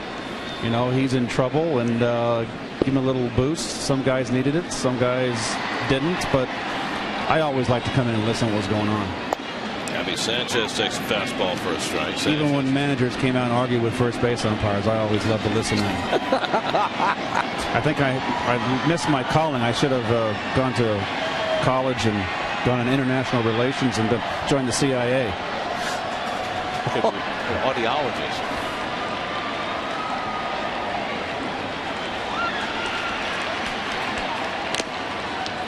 And a foul ball off Nikias, who came in for the injured Tolle and just got whacked himself. Yeah, he took one to the knee before, and this one right off the mask, right off the forehead. And folks, only like Nikias and the other catchers can tell you that is just kind of shakes you all up inside when that happens. And telling the umpire, Mike Estabrook, he's all right, ready to go. Now, Mike Nikias' dad was a soccer player. Yeah. In soccer, a guy falls down, he gets carried off on a stretcher, and then he's ready to play 2 seconds later. In baseball, guy gets hit in the face, and he's ready to play 2 seconds later. Right. No stretcher. Slow ground ball might be 2. Tejada with the flip. Reyes with a turn. Double play. 4-6-3. The Mets' second double play of the night. And just as was the case in the third, the double play helps Batista. Oh, that was tailor-made because Tejada was so close to the bag. The exchange is only about 3 feet away, and it doesn't get much easier than that. So 2 out. Stanton now at third.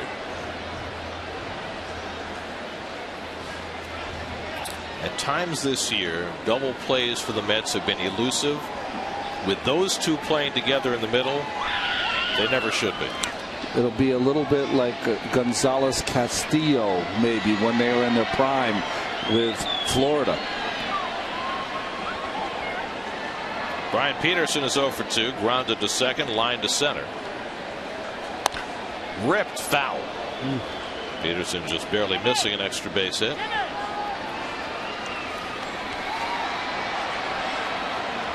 Marlins now 1 for 7 with runners in scoring position against Batista tonight. Miguel Batista, who's published poetry, who's published a novel, who's working on a second novel. He is a Renaissance man. Yes, he is.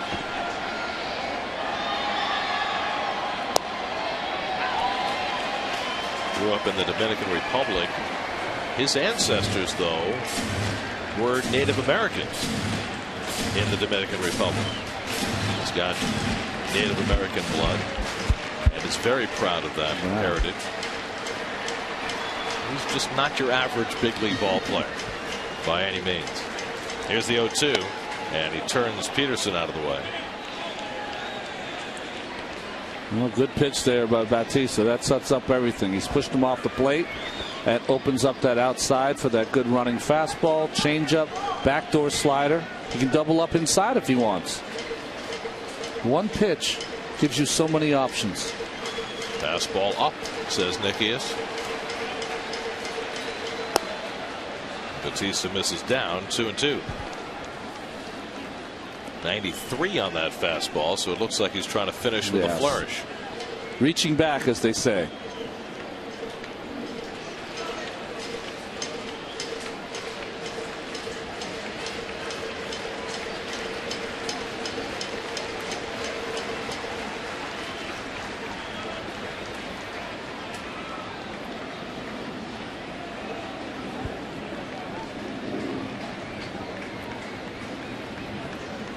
Now the 2-2 to Peterson, and it's grounded down to first. Evans has got it. Side retired. 6 solid innings from Miguel Batista, and he's got a 4-2 lead.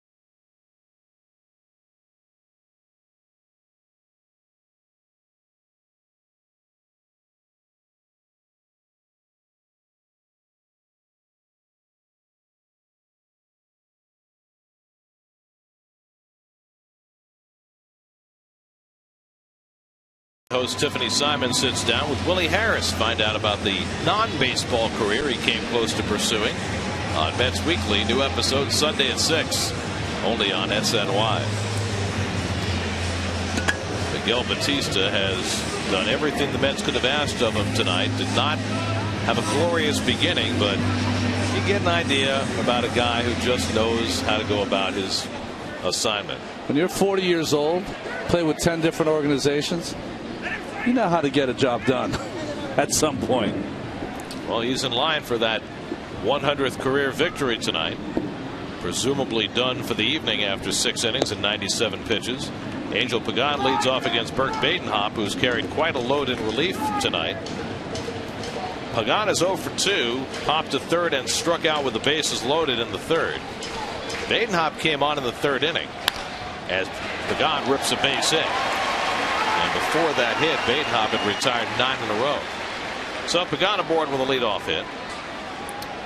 You know, Keith, you're down there past the third base dugout. We have sent you around the ballpark before. You've been on the first base side down low. You've been up in the Acela Club. We did a game from the Pepsi porch. Back at Shea, we did a game in the upper deck. I know we've moved Ronnie down behind the plate before, and you as well. You know, it's interesting to me since, you know, we do all our games from dead behind home plate, you know, either midway or halfway up, regardless of where we go, either here at Citi Field or other ballparks. I wonder whether, from your experience of moving around, whether you think that where we normally work from is the optimum place to broadcast a baseball game from. Well, Gary, my feeling is that you could do it here in places that we've done it, even on field level. I think baseball, you can get away with it. I think in football you couldn't do it. We'd have to have monitors set up like we do up there, obviously, to have a camera with an overview for us. But it does provide a much different perspective on the game. And it wouldn't be, and there's a nice double play right in front of me. And the bouncing throw by Infante can't be handled by Sanchez, and so the Marlins, who have been defensively challenged this whole series, fail to turn the double play. Well, that's tailor-made right there, and a good feed by Dobbs. And Infante is the best fielder on the infield. Didn't make a good throw, and he opted to stay behind the bag, Garrett, so he couldn't be slid into.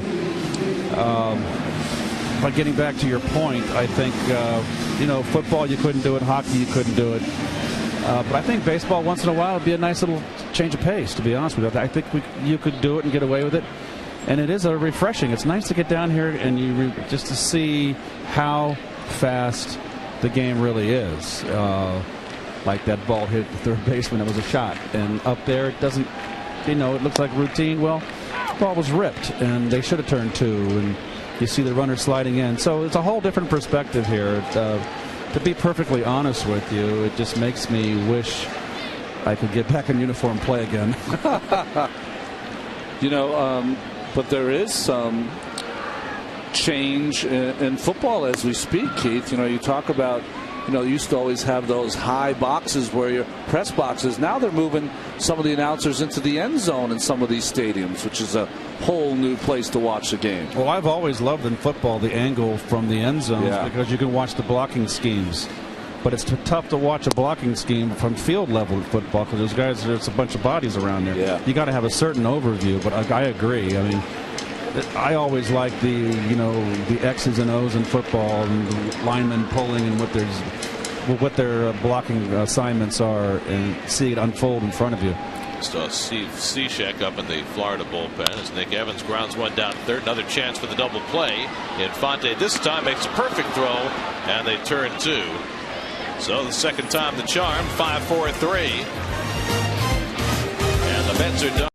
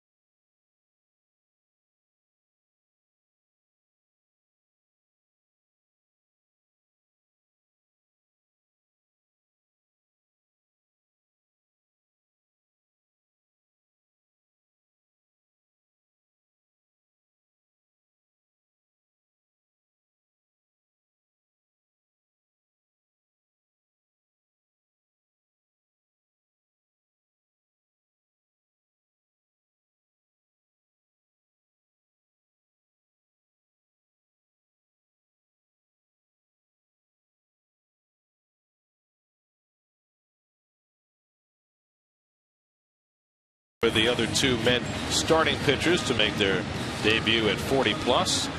Warren Spahn was 43 when he first pitched for the Mets. Well, Hershiser was 40. What year was Orel? Orel would have been 99. 99? Yep. And the Mets had two other pitchers make their debuts at 40 plus, Roberto Hernandez and Ken Takahashi, not to be confused with Isanori. But they were both in relief.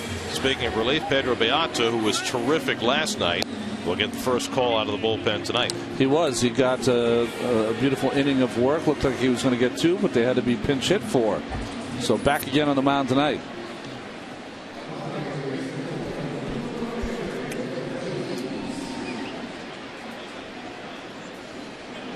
Brett Hayes leads off in the 7th inning. Tim Burdack up in the Mets bullpen behind Beato. Miguel Batista in his Mets debut, 6 innings, 2 runs, 6 hits, 3 walks, 3 strikeouts, and now he can bide his time, see if the bullpen can get 9 outs and preserve his 100th career win. Off the plate to Hayes, 1-0. Hayes had a base hit that hit the third base bag on the fly, something that I don't think any of us had ever seen before. And then he lined one to short, on which Reyes made a snow cone grab. So it's been an entertaining night for Hayes already in both of his at-bats. Plays on which you can remark.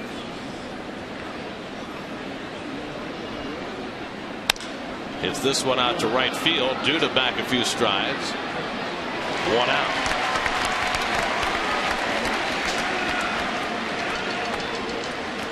Well, if you put any air underneath it, it's going to be tough to beat Duda deep. He plays very deep, and I think that's the right place for him to play. Now Jose Lopez will bat for Burke Badenhop, who did quite an extraordinary job in relief. Badenhop pitched 4 innings in relief. Now the first pitch he threw, David Wright hit a 2-run single, but after that he allowed only 1 other base run. And in 4 innings, he threw only 34 pitches. How do you do that? It's remarkable. That's Maddox-esque. He just always pitches well against the Mets. Line to left. And Bay grabs it. 2 out.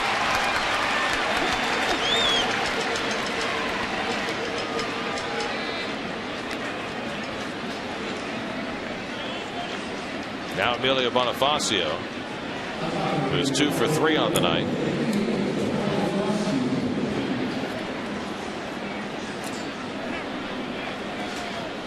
Steve Cishek continues to loosen in the Florida bullpen. So where are we moving Keith next? I don't know. He's on his own, which is scary. Oh, there he is. Player quiz. He's right behind home plate. I'm just looking at the monitor, and there he is. He's right in the shot. Look at him. He's right next to Mets.com. I feel like Zelig. I was thinking more like, where's Waldo? That's right.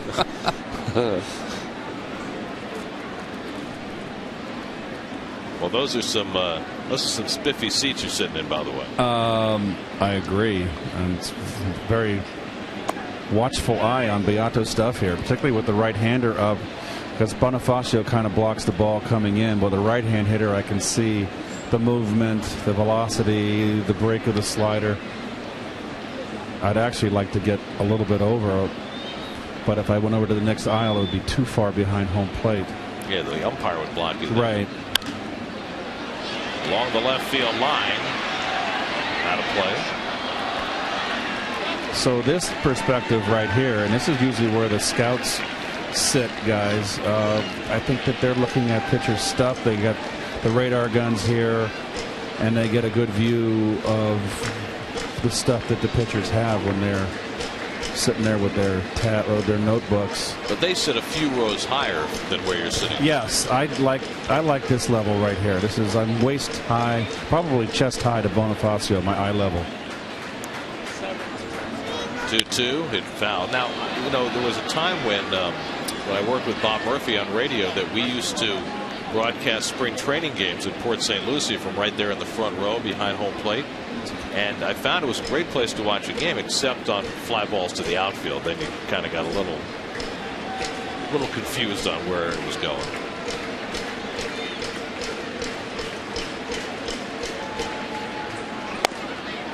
Three and two to Bonifacio. You got some company. I got a couple beer drinkers here on the right.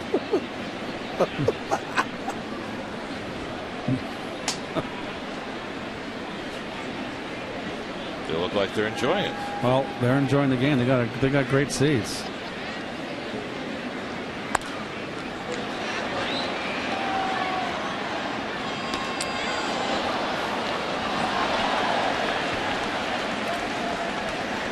Keith, I know like you like to judge with your eyes.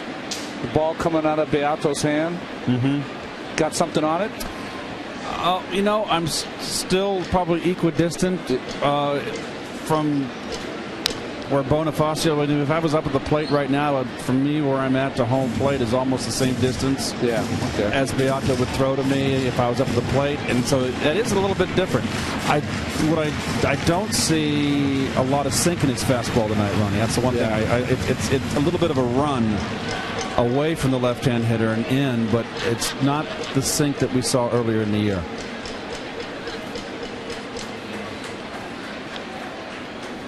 Eighth pitch of the at-bat coming to Bonifacio.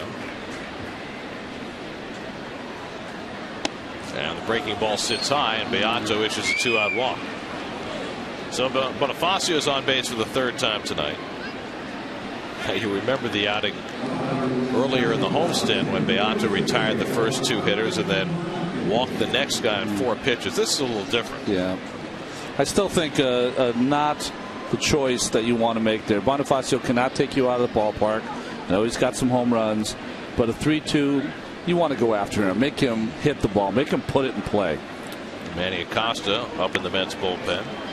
Ronnie, I think the only ball that he's going to take deep is going to be a hanging breaking ball where he over the middle where he can get the barrel out. But you never know. Good hitters can look in, but you know he's not a home run hitter. Yeah. Infante 0 for 3 tonight. Bonifacio has already stolen a base tonight. He has 32 for the year. Marlins night has gone very much like it went last night. Last night they got 2 in the first off Capuano and never scored again. Tonight they got a run in each of the first 2 innings off Batista and have not scored since.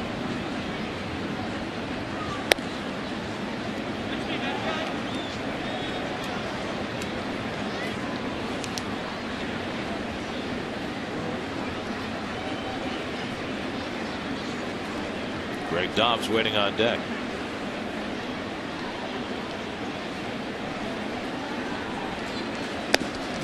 And Beato falls behind on Infante 2-0, and that prompts a visit from Mike Nickias. You know, as most young pitchers, what I see with Beato when he struggles, Keith, is he just overthrows. Instead of trying to execute down in the strike zone, he just tries to rear back and throw as hard as he can. That's why the ball's up. And Ronnie, when he rears back and tries to throw, he loses all movement. Yeah, it straightens out. Yeah. So Dan Worthen out there for a conversation. You know, Keith, you alluded to it before about being in a different place, but do you find, you know, the way of doing your job up here, I find this anyway, is I look at the game a certain way. You know, monitor because you want to see the shots. You look at the field, where fielders are positioned. But you definitely see a lot of things you don't see up here in the booth doing the job, right? Definitely. I can focus on the pitch, and it's a different angle. We're looking at the camera behind home, a center field camera behind the pitcher. Right now, I am looking behind the catcher, and the ball coming in, and I'm a lot closer than the center field camera. And I see the center fielder, shortstop.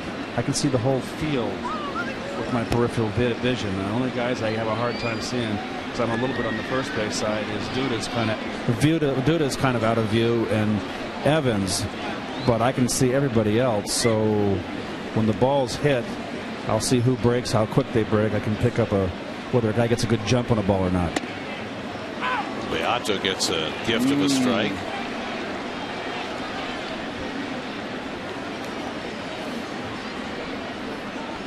You know, the one thing about Infante, and I don't know if he's 100% healthy, But occasionally when he gets in these counts, he'll look middle of the plate in. Usually a guy who shoots the ball the other way, but he'll look occasionally in.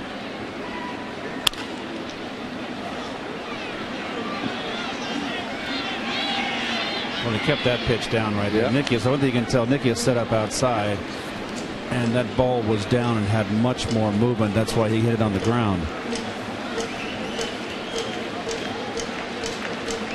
So I always love the focus in the game on the pitcher and the hitter, and this angle right here to me is like I'm in heaven. I love it. Now the 2-2, and he fouls it back. But of course, you know, that's what we see the majority of the time on television. We're seeing that batter pitcher tunnel from center field. So do you think it's a better view than what we get in the center field shot, Keith? When you see yes, it is. It's a better shot. And Ronnie answered your question. And Beanto's throwing hard. He's throwing hard. You get more of a sense of the velocity, Gary. Swing and a miss. He got him with a slider. Beato strikes out Infante to end the inning. Seventh inning stretch at Citi Field, 4-2 New York.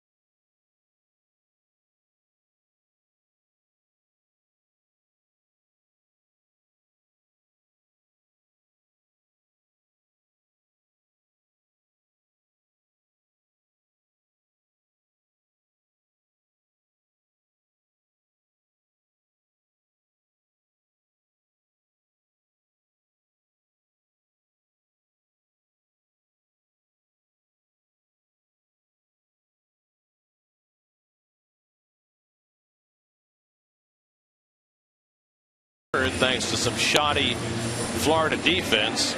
2 errors, a pass ball, a walk, a hit batsman. David Wright had the big hit in that inning, a 2-run single.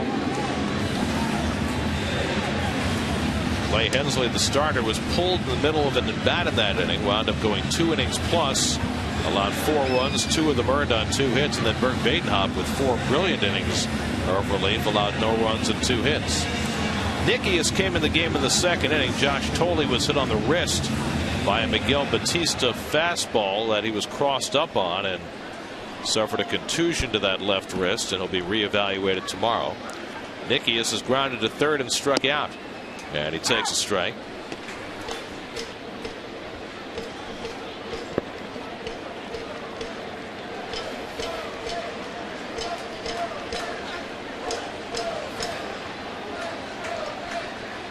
Cishek gets Nikias to offer at it, and it's 0-2. It was interesting. Cishek is a sidearmer, but it was kind of sidearm, but over the top. Yeah, it's a kind of a weird delivery, isn't it? Well, he's got to be careful, guys, because he is sidearm. That he will lose his sink, and his ball tends to run if he gets too much up. He's got a little tight slider. He's a guy like this is going to be murder on a right-hand hitter. Lefties, it's a different ball game. Just misses inside. It's 2-2 to Nickias. But you know what I mean, Ronnie? Yeah. He drops down, but he doesn't really throw from the side. Yeah, what he does is that he bends at the waist. That's where he kind of generates his power, and then he pops up again and throws the ball 3/4, almost overhand. Watch him bend at the waist and then pop up again. And he strikes out Nickias. Good-looking slider to strike him out. One away. Well, the Mets finally will finish this series with the Marlins tonight and move on to another team. They'll go to Washington to take on the Nationals tomorrow. 7 o'clock the game time tomorrow night in D.C. Well, it's good to get away from the Marlins. You get Washington. Then who do you face after Washington? Florida. Oh. 8 games in 11 days against the Marlins. Those are the probables. That's Tom Malone is going to make his major league debut for Washington Saturday, a left-hander. Willie Harris pinch hitting, hits one fairly deep to center, but an easy play for Peterson. So on one pitch, Harris is retired.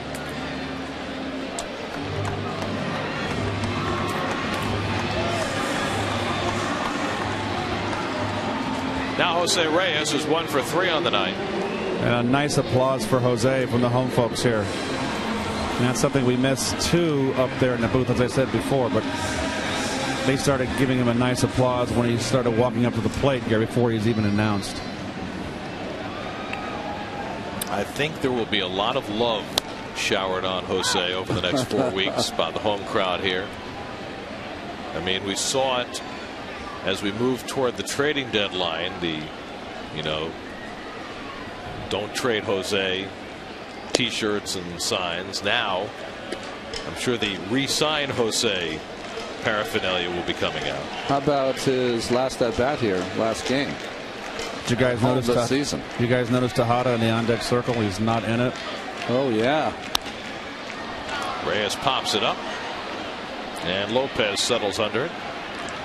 And Cishek comes on, pitches a 1-2-3 7th. On we go to the 8th. Mets still working with a 4-2 lead.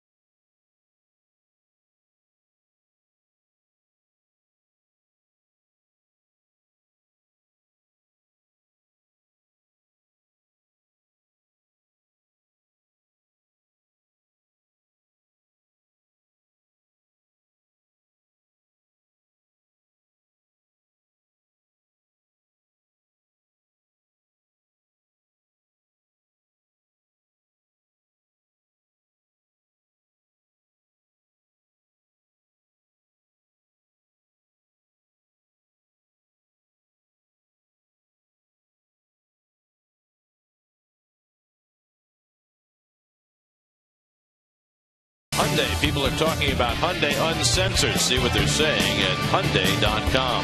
By Corona Light, it only gets better.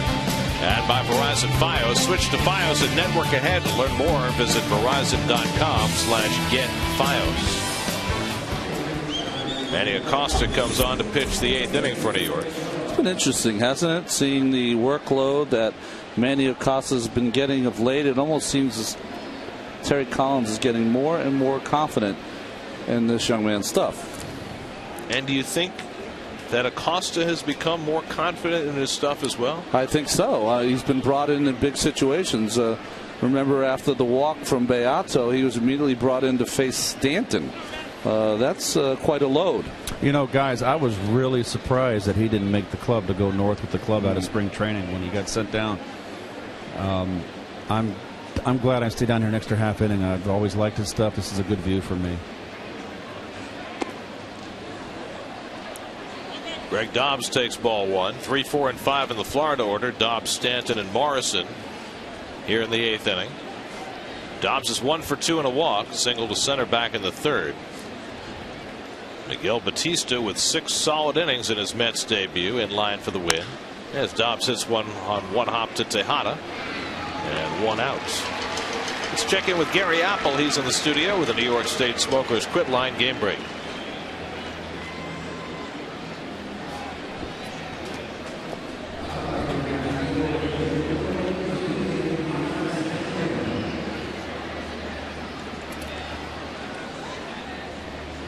All right, Gary, now Mike Stanton. A sacrifice fly, a single, and a walk. He drove in the 1st inning run for Florida. They added a run in the 2nd, and nothing since. And he pops this one up, shallow into center field. And Pagan settles under it, 2 out. So Acosta's thrown 3 pitches, gotten 2 outs. You know, even though the score is 4-1 Atlanta, Chin-Min Wong has been pretty good, Gary, since he's come back. He had that first start against the Mets, which he was not good, but he's been very good since then, and that's got to give a lot of hope for Mets fans with Santana, who had the same injury. Hudson, when he has 4 runs, is 126 and 4, so that might be a done deal. Here's Morrison with 2 out and nobody on. Walked, grounded into a double play, and single to right.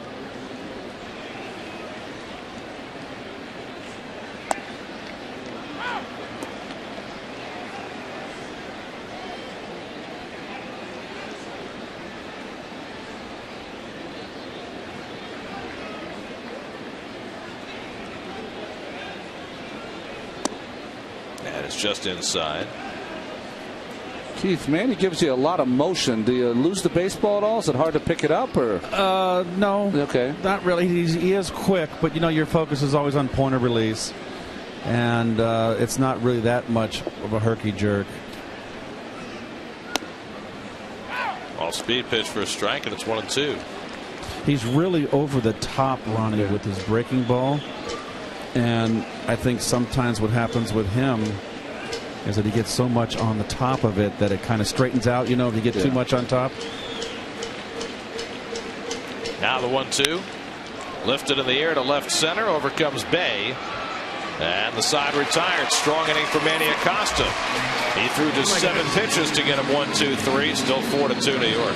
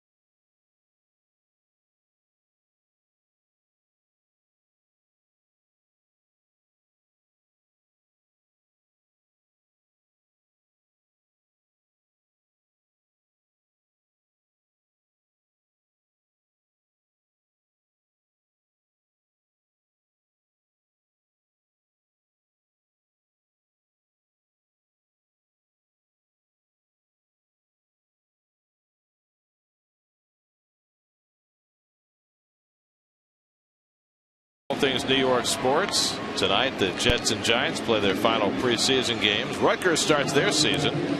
And the U.S. Open continues across the street. Geico Sports Night tonight after the postgame only on SNY. Home eighth inning. Mets looking for some insurance. Holding a 4-2 lead. Ruben Tejada 1 for 2. Facing Steve Cishek, who had an easy 1-2-3 7th. Tejada had a double down the left field line in the first. Got hit by a pitch and scored a run in the third. Popped up in the fifth. Bobby Parnell getting ready for a save opportunity in the ninth. It's a rare thing for the Mets to play a 5-game series. Didn't used to be so rare. It's the 54th time in Mets history they played a series of 5 or more games. They even had a 7-game series at Wrigley Field in 1967, if you can believe that. But this is only the second time in the last 15 years that the Mets have played a 5-game series. Obviously, it would be hard to sweep a 5-game series, but to win 4 out of 5, that'd be pretty special. Huge, huge. The only other 5-game series the Mets have had in the last 15 years was in 2004 against the Braves at Shea. They won 3 and lost 2. Now the 1-2 inside, and Tejada's hit for the second time tonight. Well, the first one got him on the right elbow. This one gets the left arm, and this one really hurts. I think it got on the left top of the left hand.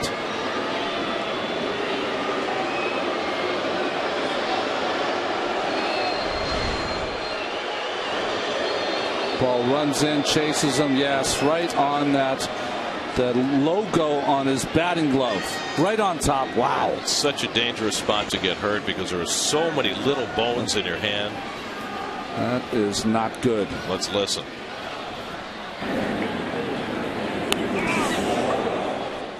It's an awfully sharp wrap for a ball off a hand rather than a bat.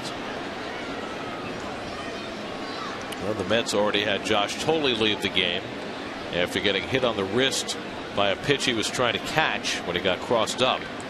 He suffered a contusion to his wrist. Now Tejada trying to make a fist. He'll stay in to run. We'll see whether he'll be able to go into the field after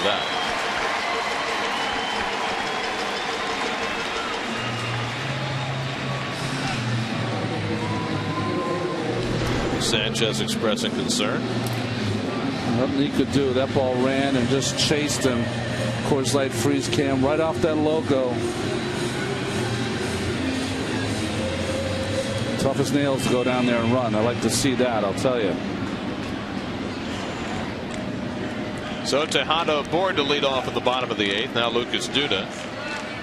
And Duda fouls one off. Duda 0 for 2, but he also walked with the bases loaded to drive in a run in the 3rd. Duda then scampered home on a pass ball in that 3rd inning. It was a dreadful inning for the Florida defense, but the Mets took full advantage, especially David Wright, who drove in a pair. And that's where the Mets did all their scoring. Duda hits one out to left, hit well. Morrison back, and it's over his head. Tejada racing to third. He's being waved around. He comes in to score on the double by Duda. And that hand hurts a little less. It's now 5-2 New York.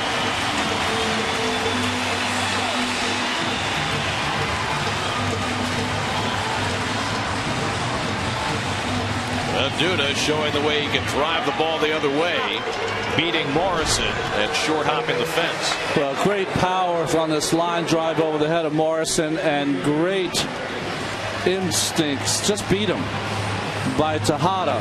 Watch, he read that right away. He knew he was going to miss that baseball. And getting that kind of jump allowed him to score. So the Mets had an insurance run here in the bottom of the 8th. And now they'll check out that hand a little more fully now that he gets the batting glove off it in the dugout. David Wright has a breaking ball miss inside. David drove in a pair of runs to give the Mets the lead in the 3rd inning. He's also walked and grounded out 1 for 2.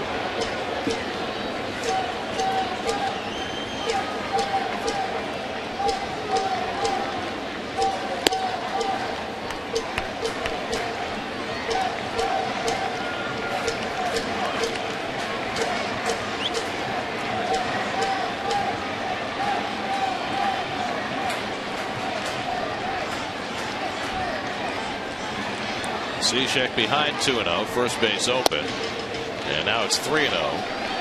We saw Clay Hensley pitch around right in a similar spot back in the first inning. Well, we've already seen David swinging 3-0 once in this series.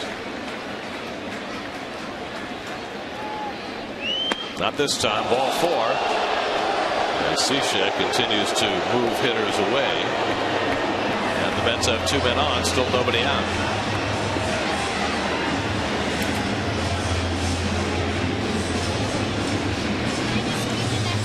Well, Cishek had an awfully easy time in the 7th, but not here in the 8th.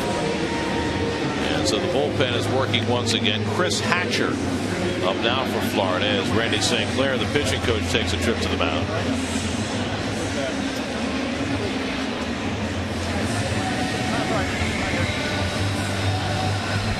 Tejada hit by a pitch. Duda with the long opposite field double. And then Wright with the walk, and Ruben able to smile.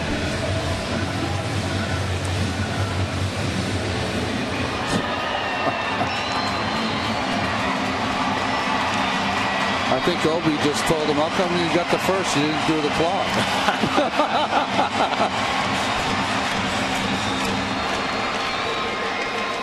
His right hand should have been okay to claw.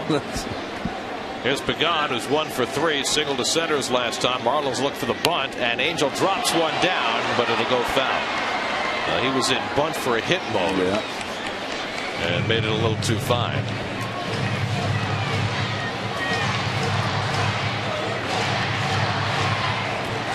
Well, we got the bunt here. It's an important bunt to get down.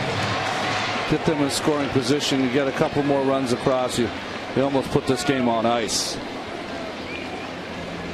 Only problem with scoring more, you take away Parnell's save opportunity. It's all right. That's fine. Always want to score add-on runs. The Mets have already done that once on this series. The second game on Monday, they had a 3-run lead in the 8th, tacked on a run. And Parnell came in to finish it with a 4-run lead. It's very early in Parnell's save accumulating career. Right now, just trying to get comfortable with the idea of being the 9th inning guy, whether he gets the save or not. And happy right now that the Mets have had some leads to protect late in games. 2-1 now to Pagan. I'll tell you though, Gary, even though it might not be a save opportunity, it's very addictive pitching that 9th inning and getting the baseball handed to you when you've pitched the last out. Game finished, shaking hands, being that guy.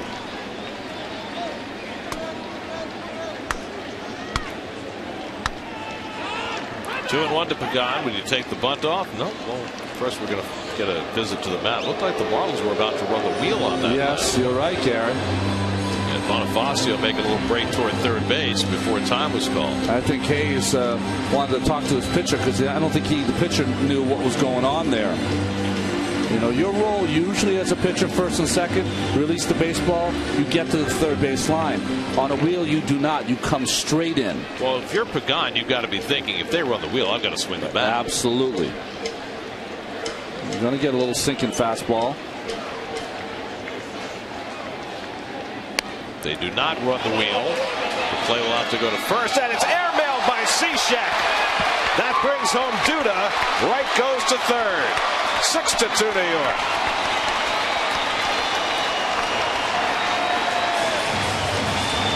Now the Marlins defense has just been dreadful this entire series, and Cishek adds to the abyss. Well, this is just a young man who, there's all of these pitchers in baseball now that can throw it 60 feet 6 inches, but they can't play catch from about 70 feet. You don't throw the ball that hard. Just stand up, pro hop, and make a throw. So it's a sacrifice, error on the pitcher. That brings home Duda and sends Wright over to third. Pagan held at first on the play. And now Jason Bay, who's 0 for 3 tonight after his 3-hit game last night. Marlins bring the middle infielders halfway. Nobody out of the inning. Pagan takes off and no throw by Hayes, and Pagan gets the uncontested stolen base, his 28th of the year.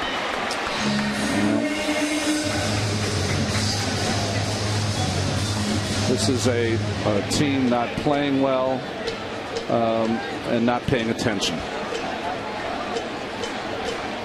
And now they'll intentionally walk Bay and bring Nick Evans to the plate. Curious move considering how Bay's been going. But they'll load him up with nobody out. Mets have already scored twice here in the 8th to take a 6-2 lead and a chance for a whole lot more. Well, it's a curious play when you have a pitcher out there, unless you're going to take him out, is hit a batter and walk the batter. Well, they may be taking him out. And throwing a ball down a right field line. Yeah, got Chris Hatcher ready in the bullpen, so let's see if Jack McKeon makes a move.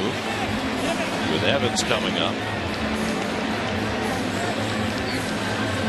Randy St. Clair getting on the phone, seeing if the new guy's ready. Reed Cornelius answers the phone, and the answer is he's not ready. Or Trader Jack wants to see what kind of insides Cishek has. Infield in. Nick Evans 0 for 3 tonight. Bases loaded, nobody out. And a fastball strike. The Marlins with 3 errors in this game, matching their season high. They had 3 errors against the Mets in the opening series of the year on April the 3rd.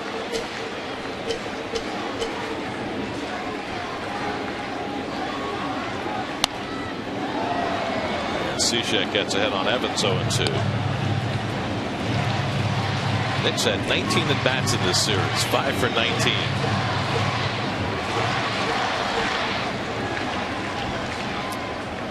Feels like these teams have been playing each other for a month. Actually, we're going on the 2nd month. That's right. Slider off the plate, 1-2 to Evans.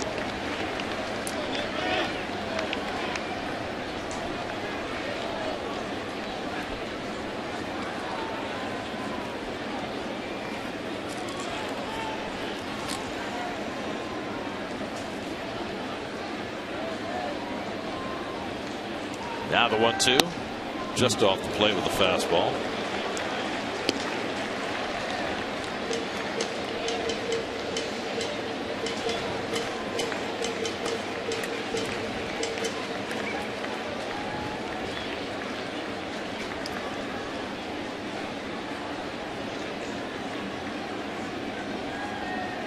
Now the 2-2 to Evans. Swing and a miss. He got him with a slider. And that's the first out of the inning.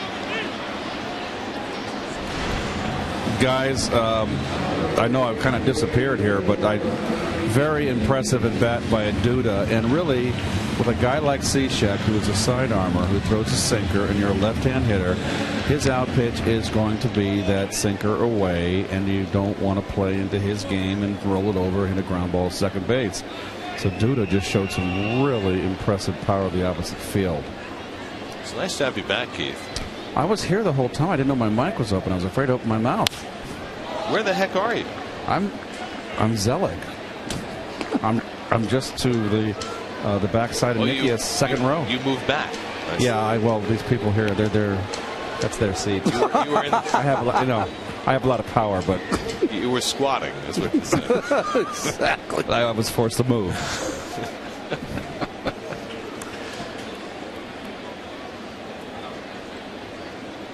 Nickias hits it out to left. On comes Morrison. It drops. Racing home is Wright. Morrison throws home. It's cut off. An RBI single for Mike Nickias. And it's 7-2 New York.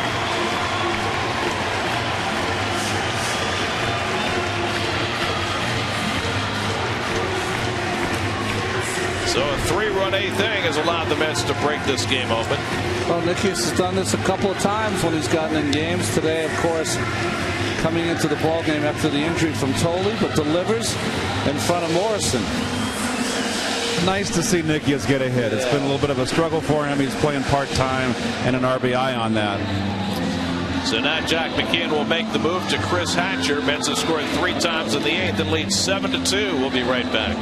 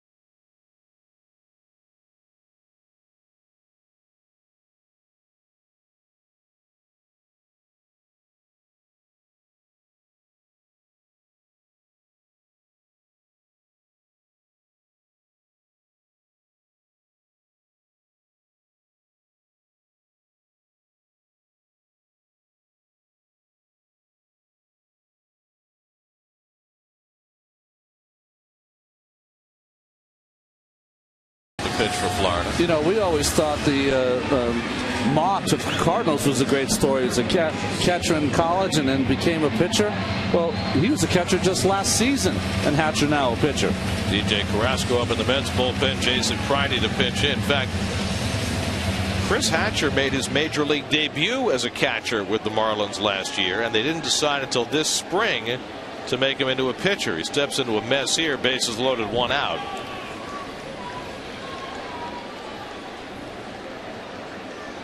And Pridey, first pitch swinging, pops it up. Infield fly rule if it's fair, but in foul ground, Dobbs has it for the 2nd out. So Hatcher throws 1 pitch, gets Pridey to foul out. Now Jose Reyes will come up with the bases loaded and 2 down.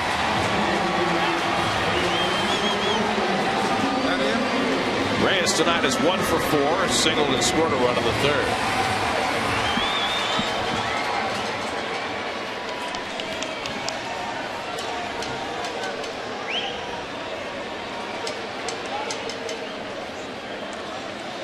Reyes, the 9th man up in the inning. Ruben Tejada scheduled next, but Josh Satin has come out on deck, so that tells you that the Mets are going to protect Tejada and take him out after getting hit in the hand.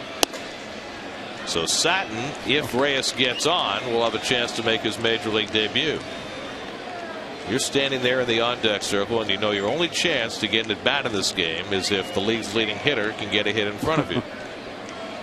And you're thinking, come on, Jose.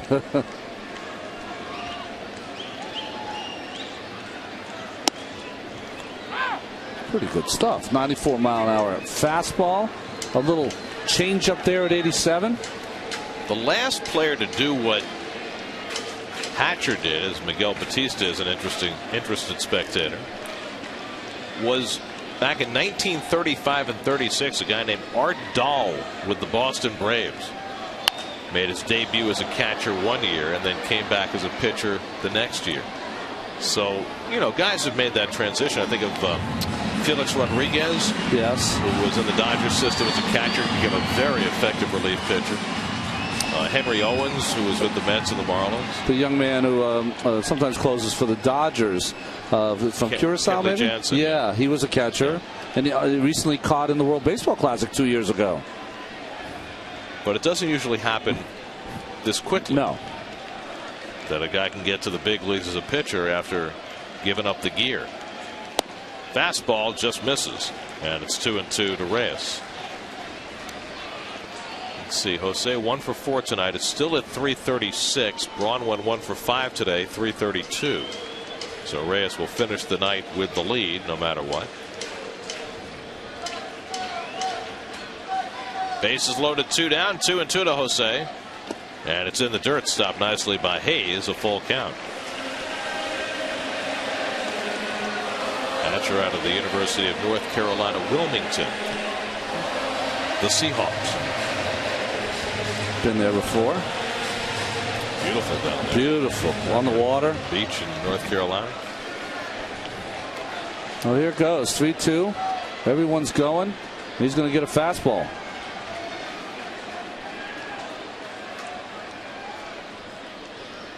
And Reyes fouls it off. Hatcher keeping that fastball away.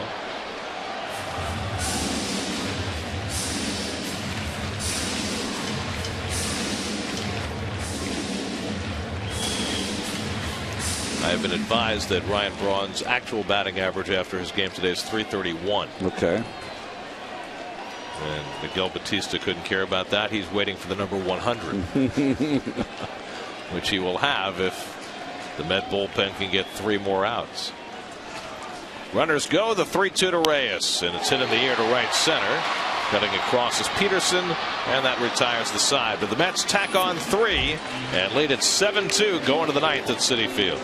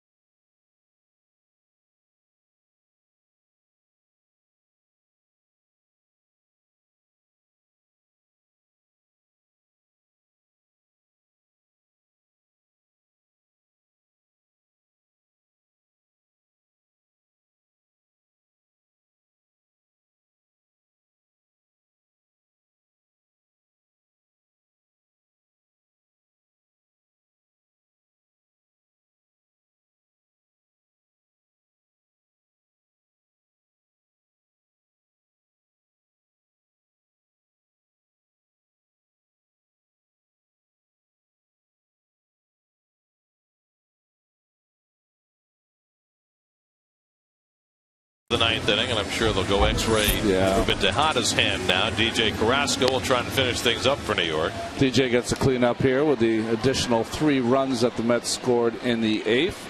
Those great add-on runs. Batista's got a little bit of a smile, but don't go crazy. Not over yet. He's sitting pretty with a 5-run lead. Miguel Batista, who made his Mets debut tonight with 6 solid innings, on the verge of his 100th career win. I was just thinking, for a guy like Batista, when he's on the bench with a lot of guys that are veteran players, must know them all. Sure. Been everywhere, man. Gabby Sanchez leads off the 9th for Florida. 0 for 3 tonight. Grounded into a double play his last time up. So it is a Mets lead in the 9th, but it's been a costly night so far. Josh Thole had to leave the game because of a bruised wrist. And now Tejada leaves the game after getting hit on the back of the left hand. Sanchez chasing one out of the strike zone. It's 0-2. So doubtful we'll get a medical report on Tejada before we leave the air, but we will presumably have one for you on Lincoln Postgame Live with Gary Apple and Bobby Ojeda. Look at you going seamless. Very nice. You see what I did there? Here's the 0-2 from Carrasco, and a weak ground ball for Reyes to play, and uses that strong arm to throw out Sanchez. One away. And it just happens that those 2 guys are standing by, Gary Apple and Bobby Ojeda, as they prepare us for what's coming up on Lincoln Postgame Live.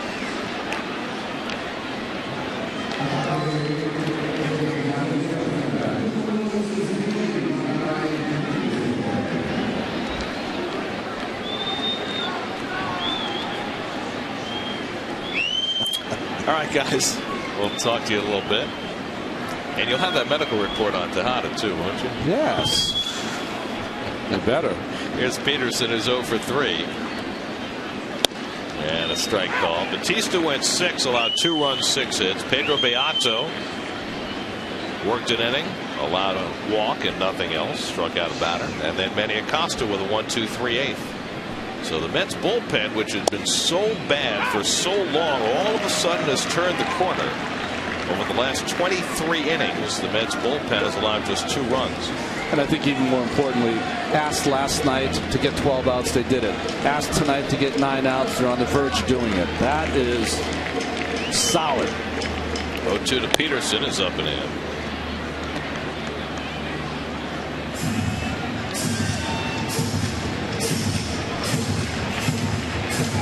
Brett Hayes, the catcher, on deck. Now the 1-2 from Carrasco, and it gets away from Nikias, and it's not a swing. Nikias going after it just in case Peterson was judged to have struck out. 2 balls, 2 strikes. Nice scorecard you kept, Ron. I'm exhausted from doing that scorecard. Now, Ronnie, did you do the colors for it? I did colors and everything. I don't know if I got the right colors, but I did the colors. Doesn't matter. Hey, so I'm impressed. So, Keith, there's not a particular order that the colors go? No, you can just pick and choose. Lined in the right field, a base hit for Peterson.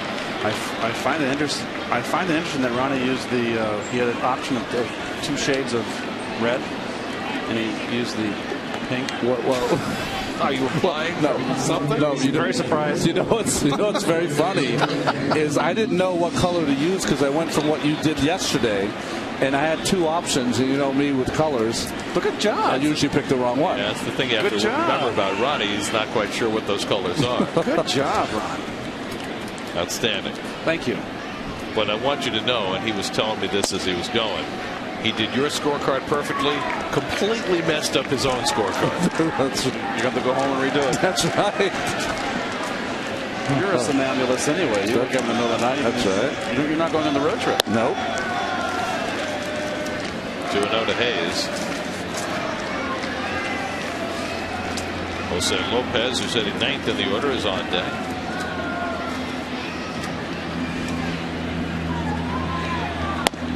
There's a strike.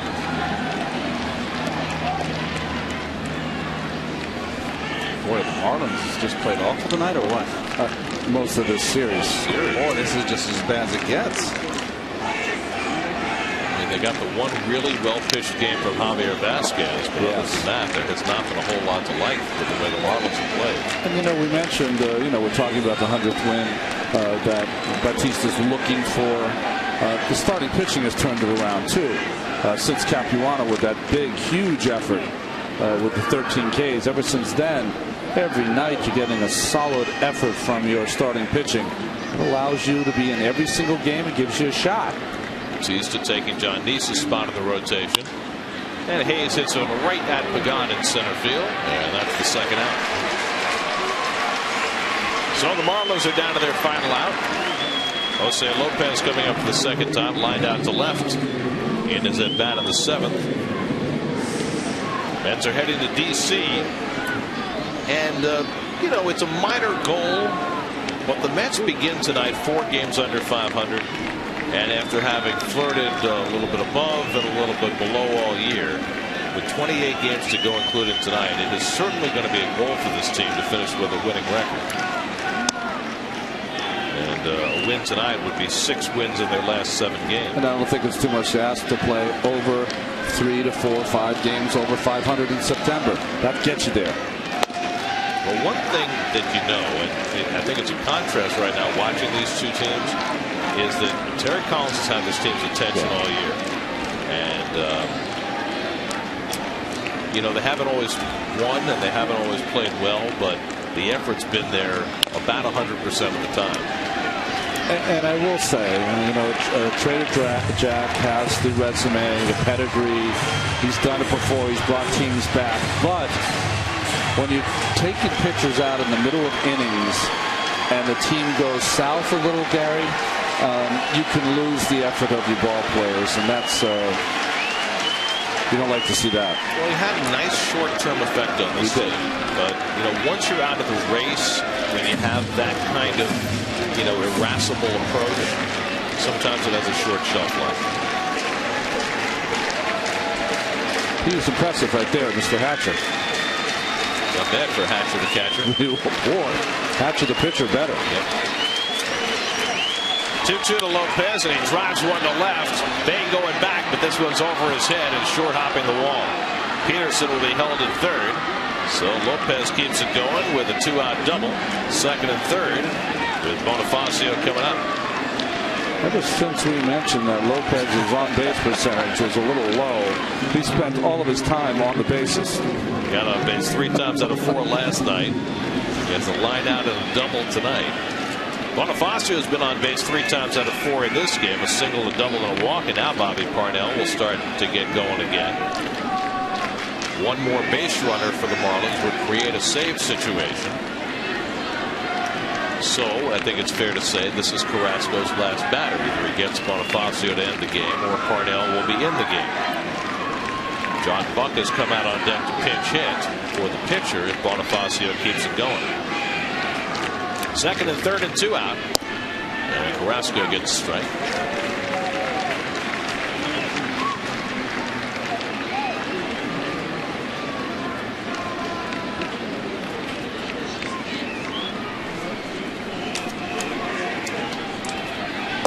And a weak cut of the changeup as Bonifacio in an 0-2 hole.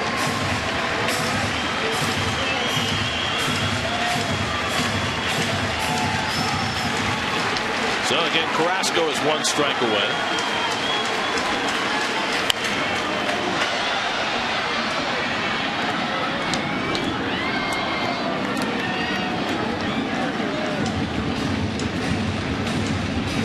Anderson at third, Lopez at second with 2 out. These 3 runs the Mets scored in the bottom of the 8th look awfully big right now. Now the 0-2. Hit up the middle, and Bonifacio's got a base hit. That brings in Peterson. Lopez right behind him. Pagan makes a throw to the plate that Carrasco cuts off. It's a 2-run hit for Bonifacio, and now it's 7-4. And now it's a save situation if Terry Collins wants to go to Bobby Parnell. So Bonifacio with his 3rd hit has a 3 RBI night. And here comes Terry, and Parnell will try and get the final out and earn a save. So Carrasco unable to seal the deal, and Miguel Batista must stay on pins and needles, waiting for the 27th out of his 100th win. 7-4 New York. We'll be right back.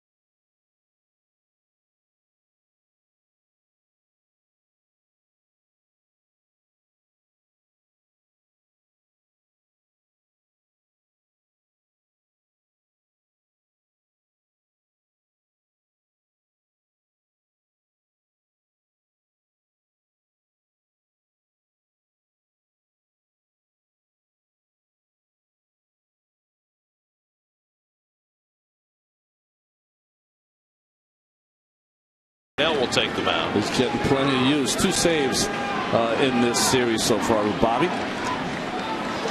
Needs only 1 out. John Buck his impediment. The runner goes, and they'll let Bonifacio go. Defensive indifference moves him to second base.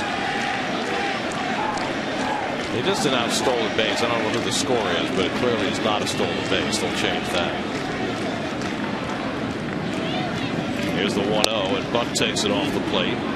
And Parnell falls behind 2-0. Well, the tying run is on deck. The one thing you can't do is walk this hitter and bring the tying run to bat.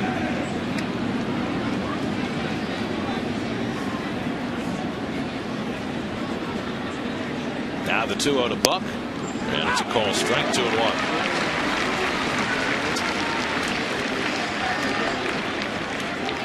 John Buck just 1 for 10 in this series, went 0 for 4 with a couple of strikeouts last night.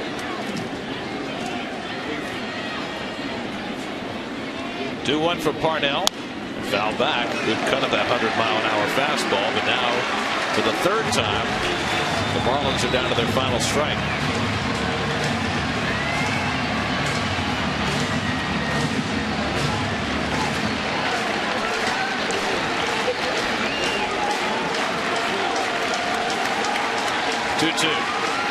Check swing. Did he go? No. First base umpire Corey Blazer said no swing. I thought he went. We'll take a peek. I know we will.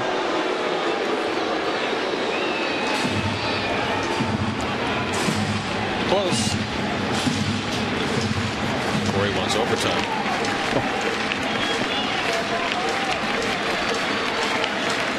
3-2 to Buck. Good grip at that fastball.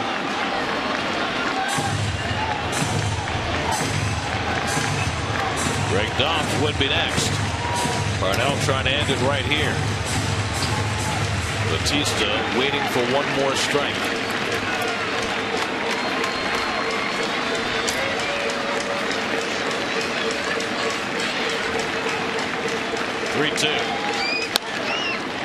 Giving a good accounting of himself in this at-bat. Staying with those 100-mile-an-hour fastballs. 100 mile an hour on the black, on the knees, fouls it back.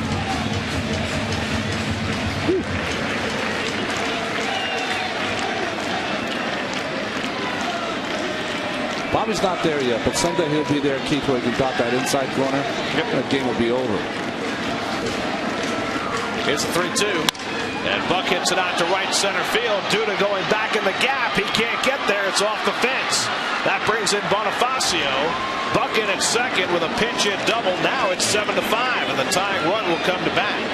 That was quite an at-bat for John Buck. Well, Bobby just kept staying away and didn't come inside. When you throw that hard and a home run can't beat you. It was reminiscent, wasn't it, of Duda's at bat last night? Yeah, it really was. You know, balls on the corner, great at bat. You know, lurking. You know, we talk about Dobbs here up at the plate, nice hitting. That was more middle of the plate there, but still turned it up a notch. Nice hitting by Buck. You know, you're a couple batters away from the man-child coming up too, so got to get Dobbs here. Greg Dobbs tonight 1 for 3 and a walk. Well, what looked like an easy win for the Mets after they scored 3 in the bottom of the 8th, now all of a sudden is on tenterhooks. Tying run at the plate, and Parnell still has 1 out to get. Dobbs has already homered in this series, and he takes a first pitch slider for ball 1. Mike Stanton looming in the on-deck circle if Dobbs can keep it going. Marlins were down to their final out, but Lopez doubled. Bonifacio singled in 2, and then Buck doubled. And now it's 2-0 on Dobbs. And it's getting dicier by the moment for Bobby Parnell.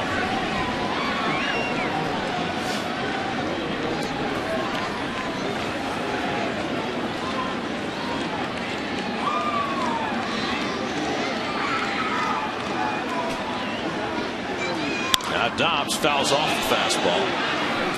That looked like the two-seamer a little bit. Down the middle, running it a little way. It's a good choice. Keep it away from Dobbs. Dobbs likes to pull the ball. And his home run is going to be the middle of the plate up. Anything down and away, you're going to get at the most a base hit. Dobbs hit his home run on Monday night against Dylan G. Here's the 2-1. Swing and a miss at the fastball. And again, the Marlins are down to their last strike. Well, this one was right by him. That's a fastball hitter and a fastball thrown by him. That's impressive. The Mets with their 4th match point.